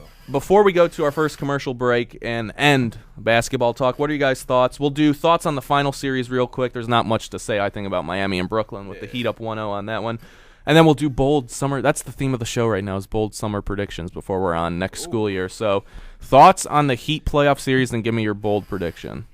Let's see. Heat playoff series. Heat are going to win. I thought maybe. Well, I didn't even know if it would go 7. I wanted Brooklyn to compete, and I think it might go 5, and maybe they can get into a 6, but it's not going to be as competitive as I once thought it was going to be. I don't like what Brooklyn was doing the last game, and it wasn't even just LeBron. The bench was playing well. Yeah. But I don't think. So I think they can get past this series, but I don't think Miami's bench is good enough to win the title again. I think Mike Miller, losing him is really going to hurt them in the finals. So because of that, you see how that I just transitioned right into the finals because of that. I like that. I got the Spurs. But I picked from the playoff when we did the playoff preview. I got the Spurs taking out the Heat. I think that's how it's going to end up going down. I'm going to say 6-game series. Heat take it. It's hard for me to say that 'cause I had Brooklyn in the finals.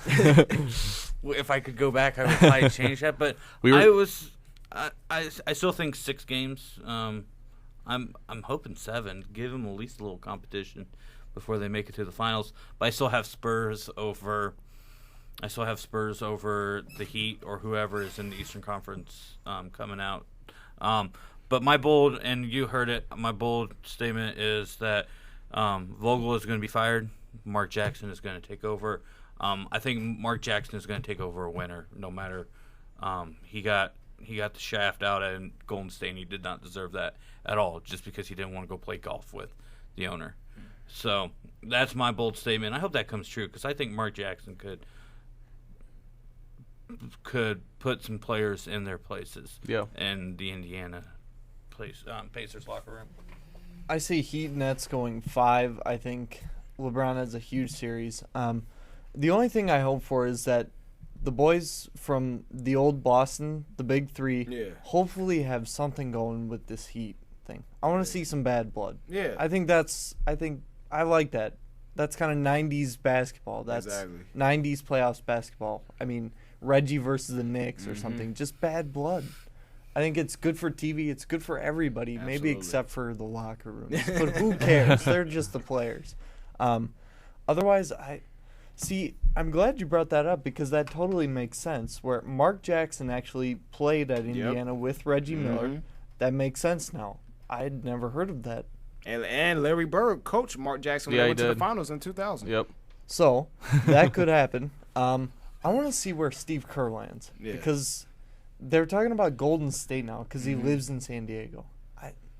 I thought he was already like the next coach, like he was a coach in waiting. He was supposed to be signed before his second round started. Yeah, he was. So I think he's the first domino to fall to see where everybody else goes with the coaching. I think so too, and I think Vogel will be fired. I think he'll go back, and I'm actually interested. The coach that not everybody's talking about, but I think will be fired because they'll lose, is Scott Brooks. Yeah, he needs to be gone. I don't know if he gets another shot at head coaching or he goes back to the assistant ranks and maybe gets a shot later, but that's my bold prediction. I think the Thunder lose and Scott Brooks gets fired. You still have the Clippers winning the title? Yes. For me, I got obviously Miami. I had a competitive 6-game series for me going into it. I thought it'd be kind of like the Heat Bulls, like a competitive 5. I had competitive 6. But after seeing tonight, I'm still gonna stick with 6 games. I might drop it down to 5. My heart is trying to tell me to pick Miami in the championship right now. They've been the only impressive team in the playoffs right now, so that's what I'm kind of riding with. But I'm still listening to my head. I still got Spurs over Miami in the finals. That might change after what we see this round. I don't know, because LeBron and the Heat are on a roll right now. Really the only team that has got anything going for them. But I'm still sticking with San Antonio. I like what I've seen from them, and I like the way they match up with Miami if we're going to go with that finals matchup. My bold prediction, though, it goes back to Melo. Darius's boy Melo. I got the decision 2.0 this summer for Carmelo Anthony. It's an ESPN media fiasco. He's going to be courting all these other teams. I've heard a lot of stuff being from Chicago about Bulls players, Noah, and guys reaching out to him via text message and stuff. Who knows where Thibodeau's going to land up. So this is going to be a really entertaining summer, and I think it starts with the Carmelo Anthony free agency drama, and I see him leaving New York after the season. Where do you see him going? Honestly, I see him in either Houston or Los Angeles. I think that could be a bold pick, is him going and teaming up with Kobe. I don't know if that would work. I really don't think it would, but I could see him doing it for the fame, the money, and to be with Kobe Bryant, where he thinks that 2K matchup could give him a championship. It work in 2K, not in real life, but that's kind of my bold prediction for this summer. I actually think Carmelo's going to stay.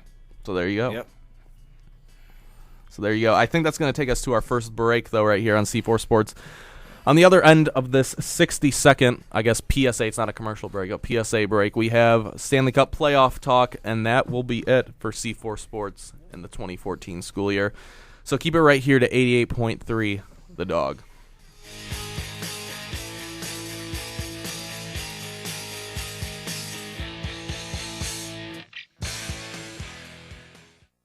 Unexpected reactions to smart financial decisions brought to you by feedthepig.org. Well, I finally did it. I improved my credit score. You're kidding, right?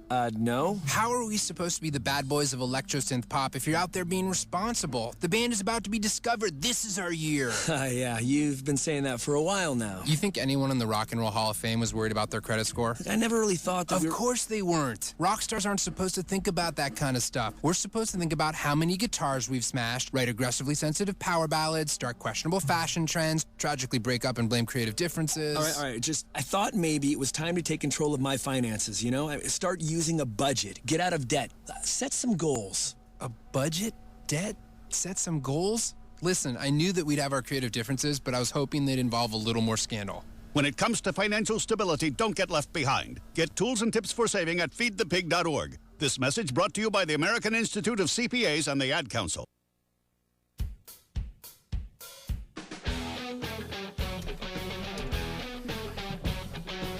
And welcome back to C4 Sports right here on 88.3 FM The Dog. It is our last show of the 2014 school year, and our final topic for the last about half hour, 45 minutes of our final show will be the Stanley Cup playoffs, which I have definitely been enjoying. I've been watching some basketball, but for me it's been all about all about the Stanley Cup playoffs. I've had, because we don't get NBC at all in the dorms, no NBC Sportsnet or CNBC.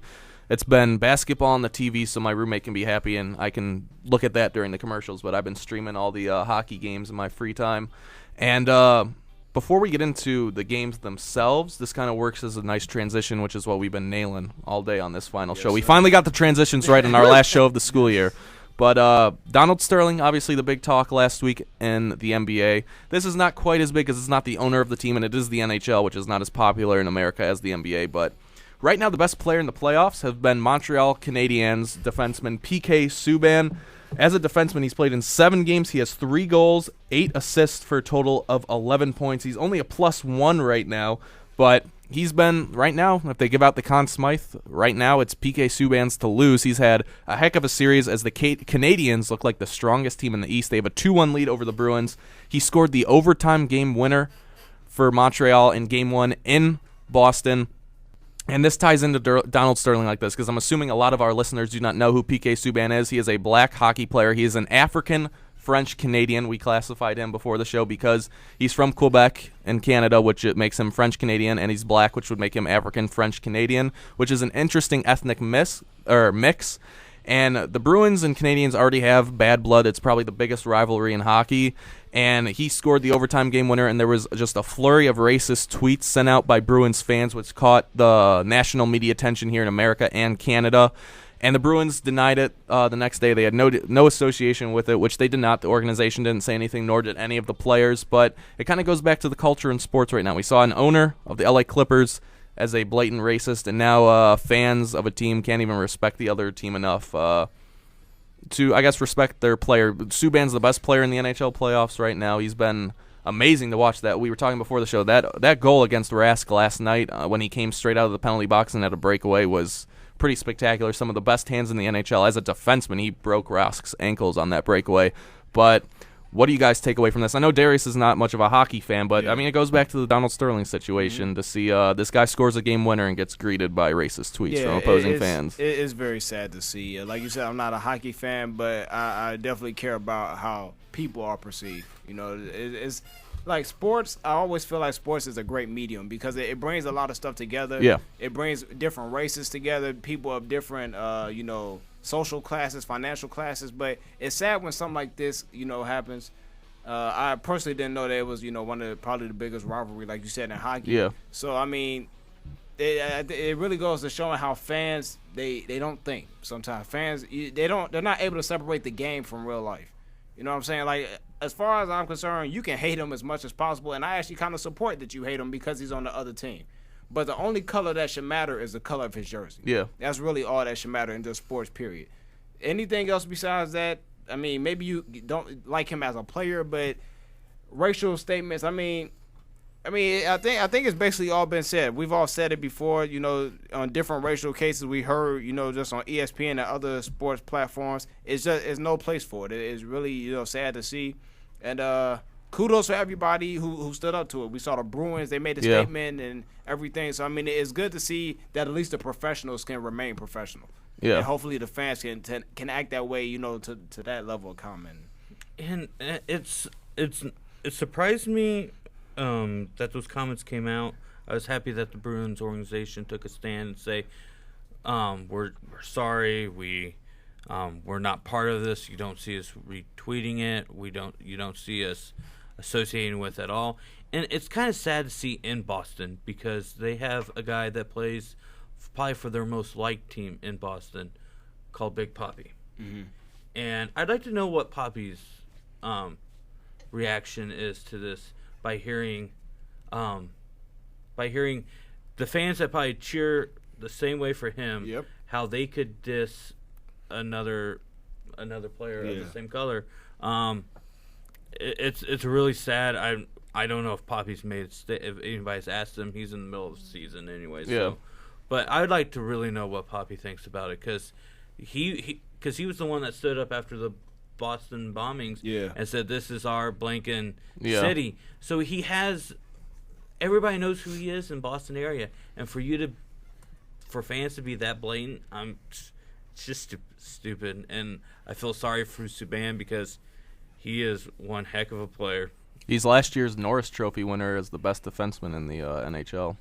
And actually, being Blackhawks fans, Matt and I, we always think Duncan Keith should get that. Yeah. And he probably should. He's going to. You could this almost split it between him and Subban. And nobody would argue, I don't think. But people don't know a lot about P.K. Subban. Yeah, he's a young guy. He's a relatively new player. He's been in the league for, I want to say, about 6 years now, and he's kind of been this hot shot that's going to restore Canadian hockey in Montreal, and he's doing that right now. But I'm glad you brought up Big Papi because he, like Subban, is not native to the United States. He's Dominican Republic, and he came to this country to pursue a sporting career, just like Subban. Mm-hmm. And even if his team's up in Canada, he plays in a U.S.-based league. So I would like to see that. But sports brings out the best and the worst in people. You're so amped up when you win. I'm sure Montreal was just jumping with excitement when they won Game 1 in Boston. The heavy favorite. Yeah. I bet that place was great. But then you see all these tweets and all these racist comments. There's no place for that. There's no place for that in hockey. There's no place in that for sports. We already saw a very powerful man get thrown out of one of the most powerful leagues. And especially a week later to see all this stuff happen, you would think people would kind of remember that in the back of their heads. But you never know. It brings out the best and the worst, and I guess that's all you can say about it is Boston fans, you saw the worst of them. Yeah, I'm a little surprised it happened because I think next to soccer, hockey is probably the most international game this world has other than the World's game, the beautiful game in soccer. So I was a little surprised because the NHL is filled with Canadians and Russians and Swedes and Finns and stuff like that. But then when you think about it, how many guys do you see of color that are out there from these other countries? They're all Caucasian Europeans or Caucasian Canadians or Americans. Very few players of color, so I think they're not used to seeing it. They don't know how to react, and they reacted with ignorance, I think. And also has to go back to the rivalry between Boston and Montreal. But really, when it comes down to sports, it should be, can he play or not? That's how I've always viewed it, is can the guy play or not? What difference does his ethnicity or what he does on or off the court, or ice in this case, that doesn't matter. And I think that's what makes sports great. But in this case, like you said, Adam, it shows what's bad about sports. And I expected more from the Bruins fan base. They have a great historic fan base, and they're better than that. I hope it was just a few ignorant fans that every team in any sport has. Every team has bad fans, so I hope it was just that, because hockey, I think, has shown a lot of great strides in bringing together different cultures, different ethnicities, different fan bases, just different people together. It's been a lot of fun to watch in hockey, and this was definitely a step back, I think, for the game. It's bad to see, but I mean, it's going to happen, I guess. I wish it didn't. And I'm happy to see the Bruins take a stand against it. I have a zero tolerance on it. If this was the Hawks, I would be very offended, very upset, very embarrassed for a Chicagoan or a Blackhawks fan to say that. Because, I mean, last year we had Ray Emery on our team, who is the only black goalie in the NHL. He's also an African-Canadian, I guess, because I think he's from British Columbia. Yes. But, so it's just, you should embrace the game. And I would like to see, you always want to bring the game up. When I'm talking to people, like with Darius, I'll tell you I'm preaching hockey to you. I'm trying to spread the game to people who don't watch, and that's what the game should be doing. I think that's what it's trying to do with the Olympics and the United States showing in the Olympics. And I would like to see it grow on more, even in the black community. All communities, but especially the black community, I feel, is very undershown in the NHL and hockey in general. And I would love to see that grow. I just want to see the game grow, and it would be awesome to see more players of color, players of different races and ethnicities join the game. And to see this, it really makes me sad from that point. It really disappoints me. But speaking of Subban's play, why I love the guy too, I read an article about him just a few weeks ago, ironically, before this happened. About a week before it happened, I read an article about him. He's disliked by many traditional hockey fans because he's been kind of the showboat, kind of like why traditional fans dislike Ovechkin, because he's high energy. He's going to, when he scores, you're going to know he scores. He's going to jump into the glass. He's going to celebrate. And a lot of Don Cherries, traditional hockey guys, hate that. They can't stand it, and I love it. I love the positive energy he brings. That's how I would be. If I scored a goal in the NHL, I would be jumping into the glass. I'd be celebrating with my home fans and letting the opposing fans know I scored. So I don't think he's cocky. I think he's confident, not cocky. He's probably the most exciting player to watch in the playoffs right now. He's the best player in the playoffs right now. And why I love him, it comes down to this one statement I saw, I think it was in the article I sent you guys on Twitter, when asked a few months ago even what he would do with, there have been instances in soccer, specifically most notable with Dani Alves, who's a Brazilian who is of color, and he plays for Barcelona. There was a banana thrown on the field. He said he would react the same way Dani Alves did. Alves, he was taking a corner kick, and he actually picked up the banana and ate it. And Subban said he would do the same thing because he likes bananas, and I loved that response, and that's why Subban, outside of the Blackhawks, I think P.K. Subban would be my favorite player in the NHL. It started before the playoffs because me and my roommate actually picked him up in our NHL 14 franchise, and I kind of just been watching more highlights and been watching him for a while now. And outside of the Hawks, he's my favorite player, even though he plays for the Canadiens. I cannot stand the Canadiens because they hate America.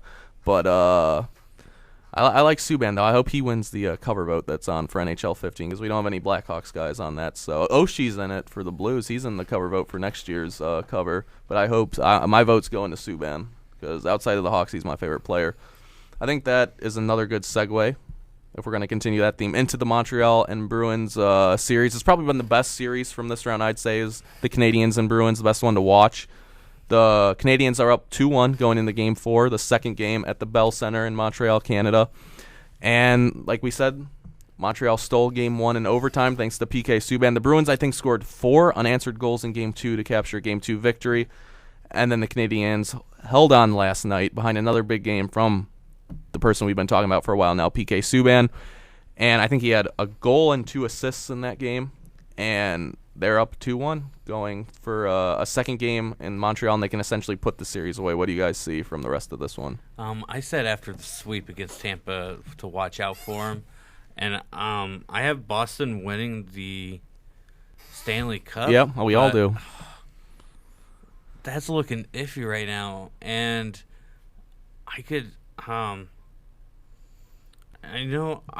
could really see the Canadiens winning this series. I can't right now. I can too. I can. Don't know how they'll keep on going on because they don't have the prices. Iffy and goal, he's hit or miss. Yeah. So I think that's their one downside. So, but I could see them beating Boston and then just screwing up. Everybody's going, well, there goes my champion. Yeah. I think Game 4 is a must-watch. I think especially not even if you're a hockey fan, if you're a sports fan, because I think you're going to see a Bruins team, a veteran team with Lucic, Krejci, Marchand, Bergeron, and even Rask is kind of coming into his own. You're going to kind of see a team that's against the ropes and a team that has gone to championships and won one within the last 3 years. And see how they react in a very hostile environment. That Bell Center. Yeah, that's probably the hardest crazy. place to play in the NHL. Yes. Outside of, say, the Shark Tank in San Jose or even the UC. United,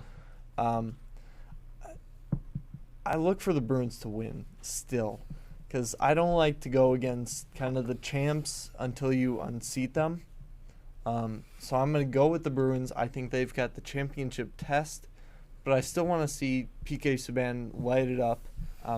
Even I want to draw attention. I saw a couple tweets today. I follow a couple Blackhawks fans on Twitter.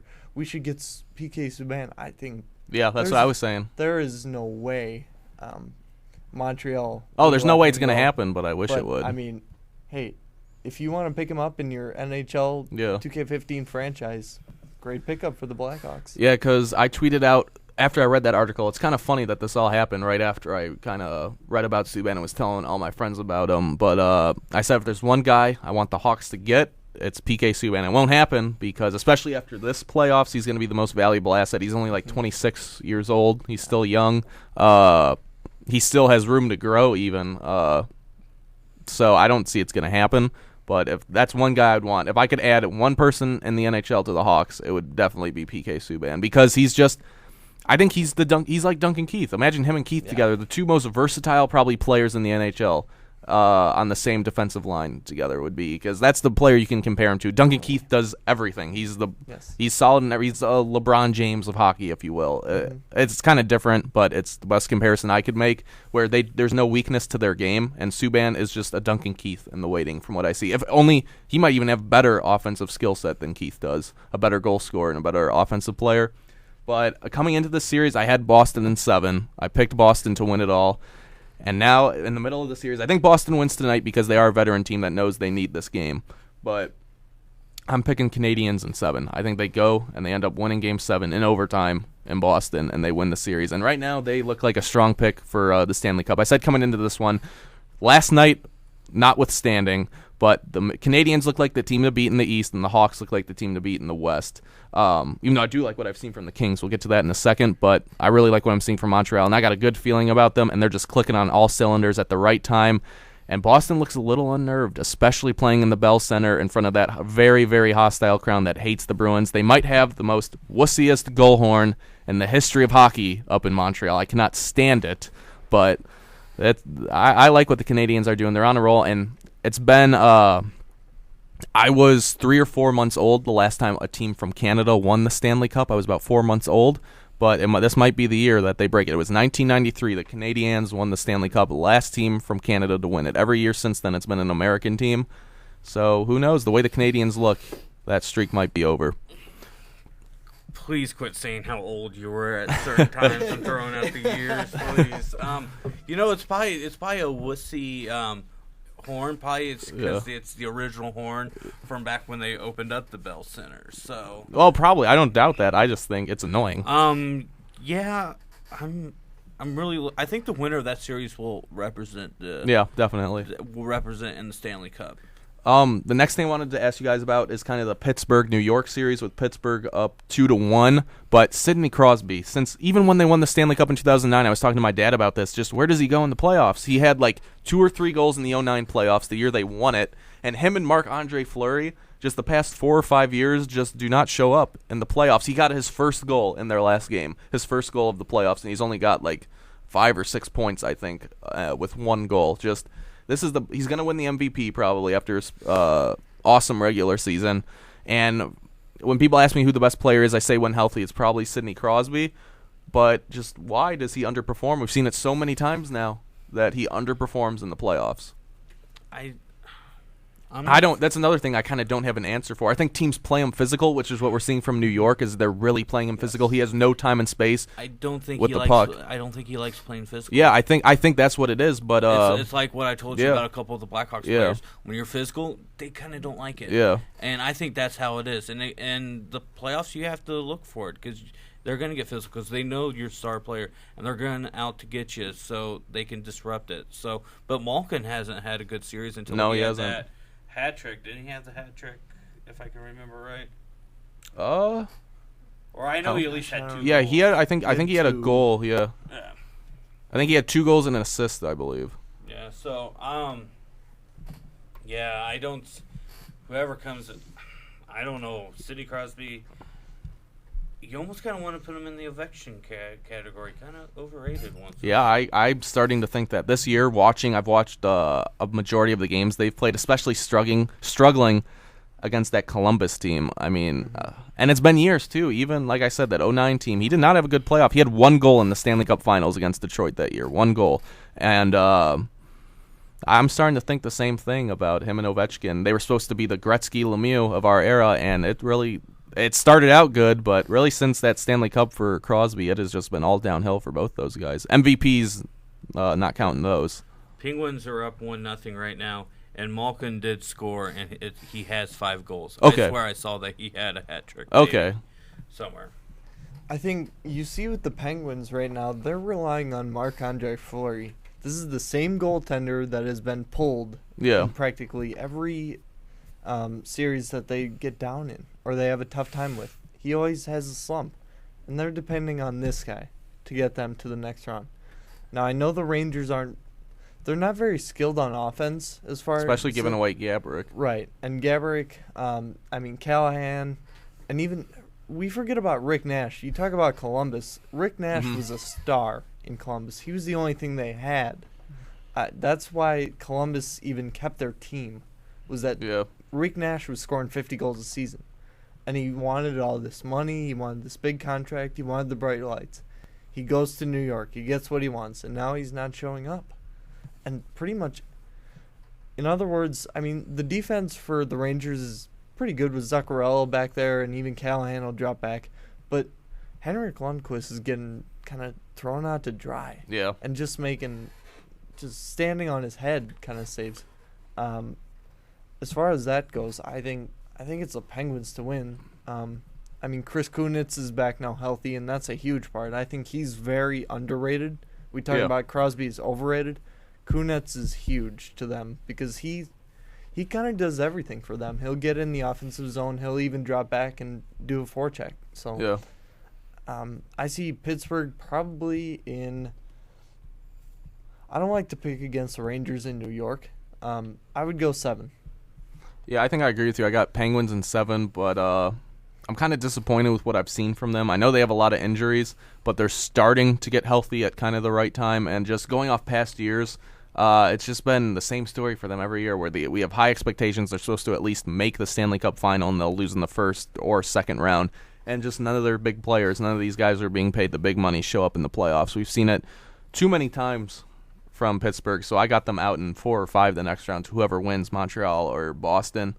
And I'm glad you brought up Rick Nash for the New York side, because I was watching the game the other night and I heard his name said. I was like, oh my God, I totally forgot New York had Rick Nash. Where is this guy who scored one of the prettiest goals I've ever seen a few years ago? I think it was 2007 against the Coyotes, where he weaved between 3 defenders and then hit the goalie. And it was the Rick Nash, how do you do, with the call on that one. That was one of the prettiest goals I've ever seen.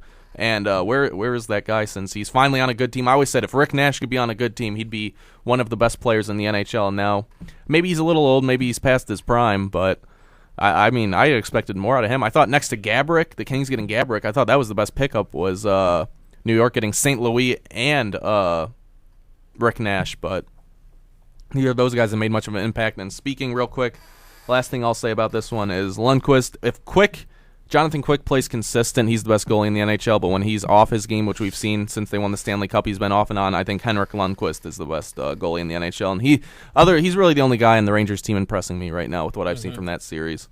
But the last one we'll talk about, obviously, The Ducks are behind 2-0 to the Kings right now, which has been kind of surprising. There's a road team taking both games. The Kings took both at the Honda Center up in Anaheim. But the Blackhawks, they looked very impressive in the first 2 games. Not so much last night. It was very disappointing to watch. I threw my hat after that when I was not happy with that at all. But I still think the Hawks take the series in 6 games in this one. I said a lot of my friends are saying, 5, but I still think 6 because this is a better Minnesota team than we saw last year. They beat Colorado, who was the number 1 overall seed, by pretty much just outworking them. But I think there's too much talent and experience on the Hawks. I still got them in 6. But I'm worried. A lot of my friends were not too worried after the game last night, and I just saw a complacent team last night, which is what I don't want to see. I'm a little surprised from a Quenneville coach team, a 2-time Stanley Cup winning team, is a little surprising. But they showed no killer instinct from what I saw last night. The Wild wanted it more. I mean, they kind of had to have the game, so you expected that. But I'm not surprised at all by how hard the Wild played, because, I mean, 1, that's their MO. They're going to outwork you. And 2, they needed it. They couldn't go down 3-0. It was done. But what I was surprised with how flat the Hawks came out in that one. I really think they need Andrew Shaw back, who left in game 1 with a concussion. He's kind of our high energy, kind of one of our net presence guys. You got a concussion on that? I thought it was a lower body injury. No, I heard a concussion, and he's already been fighting a lower body injury as well. Okay. So it was probably a little bit of both. Okay. And we need him back. I really think he does. He can be a spark plug should he come back. And he's been a hell of a player in the playoffs. He's played great so far, especially against St. Louis. And that first game, he was making a big impact. So they can't come out flat again. Both games, Minnesota's caught them at times outworking them, and that's what's allowed Minnesota to make the first 2 games kind of close. And then the Hawks sealed it up and put the games away, and they just never showed up for game 3. So I think they show up in game 4 and take game 4. But maybe Minnesota can take game 5 because I think Minnesota is too good and they've worked too hard to go down in 5. So I got Blackhawks in 6. But if they come out flat again, I'm real worried. But I think with Quenneville and this experienced team, they don't. Yeah, it was kind of shocking to see. I watched here and there in the first 2 periods, and then went to work. And like I told Matt, and then next thing I know, I see the final score of 4-0. I'm going like, how did this happen? I mean, they were outworking them in the first 2 periods. Yeah. That first period was pretty even. Yeah. It could have went any other way. And that second period, I'm going like, Blackhawks better score quick or... Because I think the first 2 games, the Hawks had like close to like 30-plus shots. In this last game, Brizgalov had the shutout on only facing 17 shots, which is not what you expect from the offensive powerhouse like the Blackhawks. And the defense for Minnesota stepped up finally, and that's going to help out. Because if it's going to come down to goalie versus goalie, I'm going to take Crawford over... How do you pronounce his name? Brizgalov, yeah. He's just not that... Yeah, he's just not that experienced. So I'm expecting Minnesota to win Game 4 unless they can get out. If the Blackhawks can have their head that we're just not going to coast and go back in Game 5 and win Game 5 and then win Game 6 and it's going to be done. Yeah. This Game 4 will tell what series we're going to have. I think actually my opinion right now is that this was kind of a fluke game. Game 3 was, where you actually saw the Hawks being outworked at forecheck, anywhere, getting to those loose pucks. The Wild pretty much got all of those, especially in the third.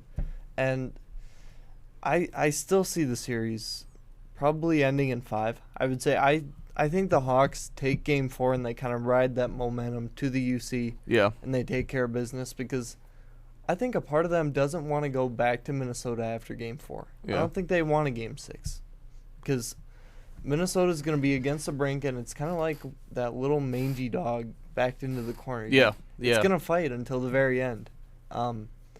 So the Hawks are, I don't want to say clearly the better team because I feel like that's a little demeaning to how hard Minnesota has worked, but they are the better team in this series, and I guess I'm interested in how hard they have to work because I think they're going to get a very hot team on the other side in the Western Conference Finals because Anaheim's down 2-0 right now, but if they win 4 straight or 4 out of 5, they're going to be hot. And then the Kings have won, what now, six straight. That's what the Hawks were at before last night. Right, so I think you kind of got to figure it out soon, but not too soon if you're the Blackhawks. Yeah, I'm kind of leaning more towards you, Adam. I'm still fully confident in the Hawks. I know that Quinville will get their heads straight, and this is, like I said, the championship team with that championship mentality.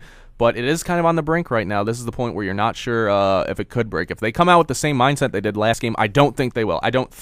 There's obviously no way to know, but I don't think they will. But if they do, we have a brand new series, and I don't know what can happen after that.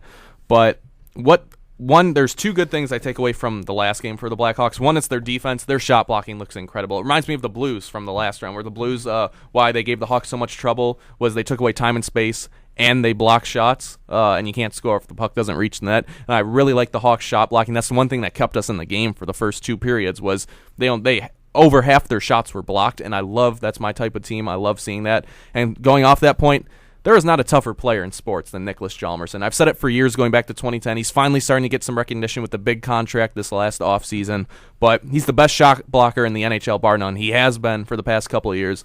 I'm a little biased, but I think I got a case for he's the most underrated defenseman in the NHL, at least if you're talking pure defensive skill. He doesn't have much offensive ability, but when it comes to just pure defensive skill, he can play anybody one-on-one. He's the best shot blocker in the NHL, like I just said.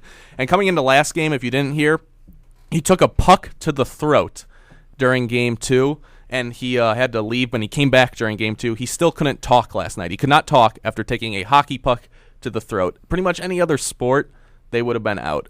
But when it comes to hockey, Nicholas Hjalmarsson can't even talk to his teammates, and he was out there playing extended minutes on the ice. This guy, I've seen him take some of the hardest shots being a Hawks fan, watching almost every one of their games on Comcast Chicago, even during the regular season. This guy, I think I have a case where he takes the biggest beating in the NHL just from slap shots, wrist shots alone. This is a guy who'll put his face in front of a Zdeno Chara slap shot, and I've never seen anything like that. Like, he can't talk, and he's out there on the ice with Johnny Oduya was his line mate last night. So I was real proud of that. He's next to probably Taze and Kane. He's my favorite player on the team. He has been for a while, and it's good to see him get some recognition finally for the way he puts his body on the line, because you won't really see that anywhere else, I think, than in the NHL. And that was a lot of fun to watch. He had a good game last night, at least one of the few guys I thought that had a good game. And speaking of hot teams, the last series is the Kings took 2 on the road against my second favorite team, Teemu Selanne and the Anaheim Ducks. I haven't watched too much of the series. I watched half of their last game, Game 2, before I had to go do something.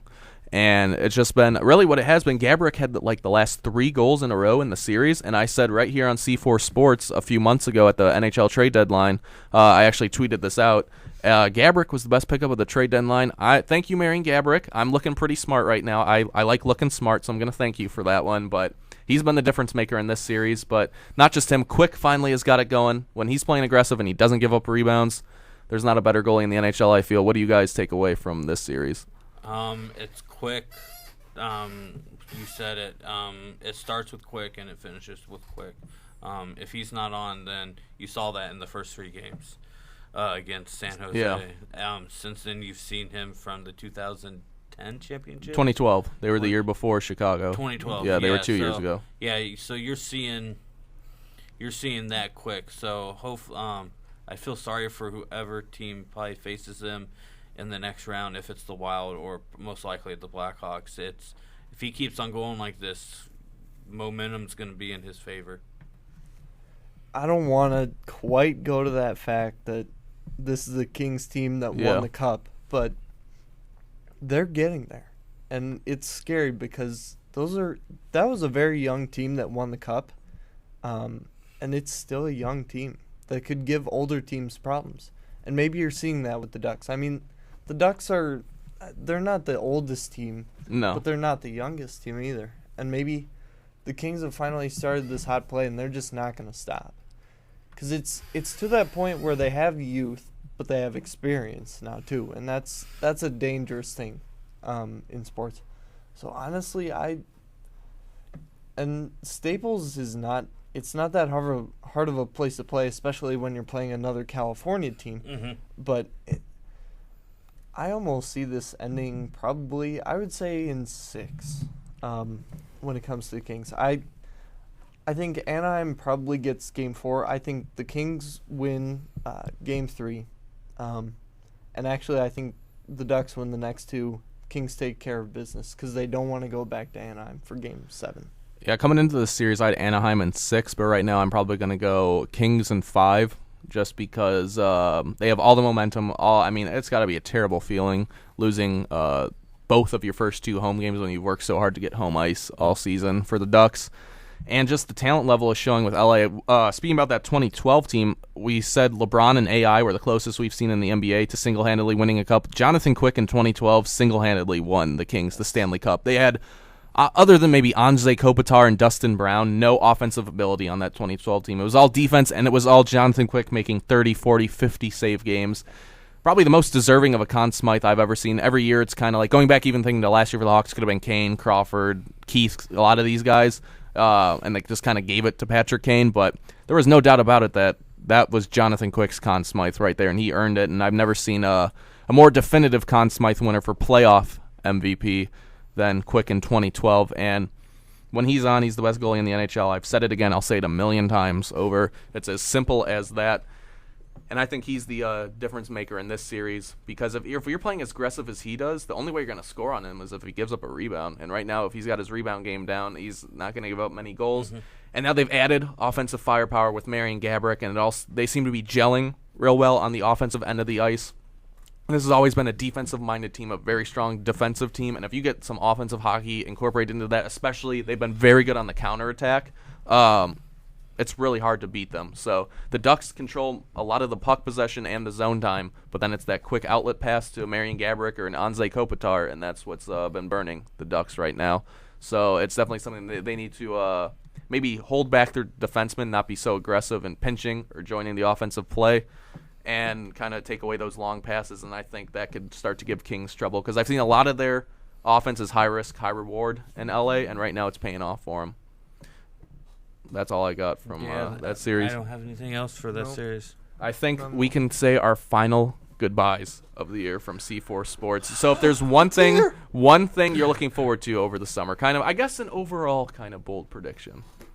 Overall, for me, it's I'm looking forward to hopefully another parade that ends in Millennium Park for the Blackhawks. That's what I'm hoping and praying for, because it's quite the feeling. And just right now, the way the Hawks are playing, if they can get their stuff together after last night, I feel pretty good about it. I haven't been to either parade, so I'd love to go to this one. If it happens, hopefully, I'm hoping and praying you are my guest of honor. Fantastic. Actually, I'm gonna go baseball since I'm the resident here. I'll use that term again, dude. I really want to see how this Dodgers thing turns out with the 4 all-star outfielders: Kemp, Ethier, Puig, and Crawford. How that plays out and how Mattingly, how hard-headed he is, I want to see that work, because that really interests me. Mm-hmm. Bold statements. One of mine will be answered pretty quick. This draft, I want to see where Manziel goes and where the quarterback goes, because where the quarterbacks go is going to tell a lot. I think that's the most interesting thing about the draft this year. But besides that, I'm just looking for some I'm looking to watch some baseball, and I'm umpiring. But bold. I'm going to go bold statements. Lord Stanley Cup will go back to its rightful home of the Montreal Canadiens. That is my bold statement for the I think summer. that's where it originated, was Montreal. Yes. Hopes for the summer as far as sports on TV. And notice I say that because I have hopes for my own hoop dreams. But as far as on TV, I don't have any bad blood against the Heat. You know, I like LeBron. But I want to see a change in the guard in the NBA this year. I think it's time for a new champion. And even though I picked the Spurs to win, it would be an old champion, but it'd be a new look for the league. So I want to see a competitive finals. I'm not even gonna say I hope that the Heat lose. I don't wish bad negativity on anybody, but I hope to see a competitive final. Well, we know you're going to be seeing how basketball is played when me and a certain Mark Wright come down Napier, where it turns into Weber this summer. Dominate out there. But for the last time, we are signing off here on C4 Sports. Until next school year, I hope everybody, thank you for listening. All of our big Twitter followers who have tweeted at us all year. Kind of winding down here towards the end, but definitely at the beginning of the show, thanks to a lot of you guys for tweeting questions at us. So we appreciate it. Hope you all have a great summer. For the last time of the 2014 school year, my name is Matt Langman, and I'm at LmanMatt93. My name is Adam Feiner at Nobody Feiner. I'm Ryan Mason at Mason_Isle Chief. And you already know it's Darius Hawkins at _Hawk_13. And you have been listening to the best in sports talk from this past school year in Macomb. Right here on 88.3, we are C4 Sports. We have some automated urban music coming up next right here on The Dog. Boom.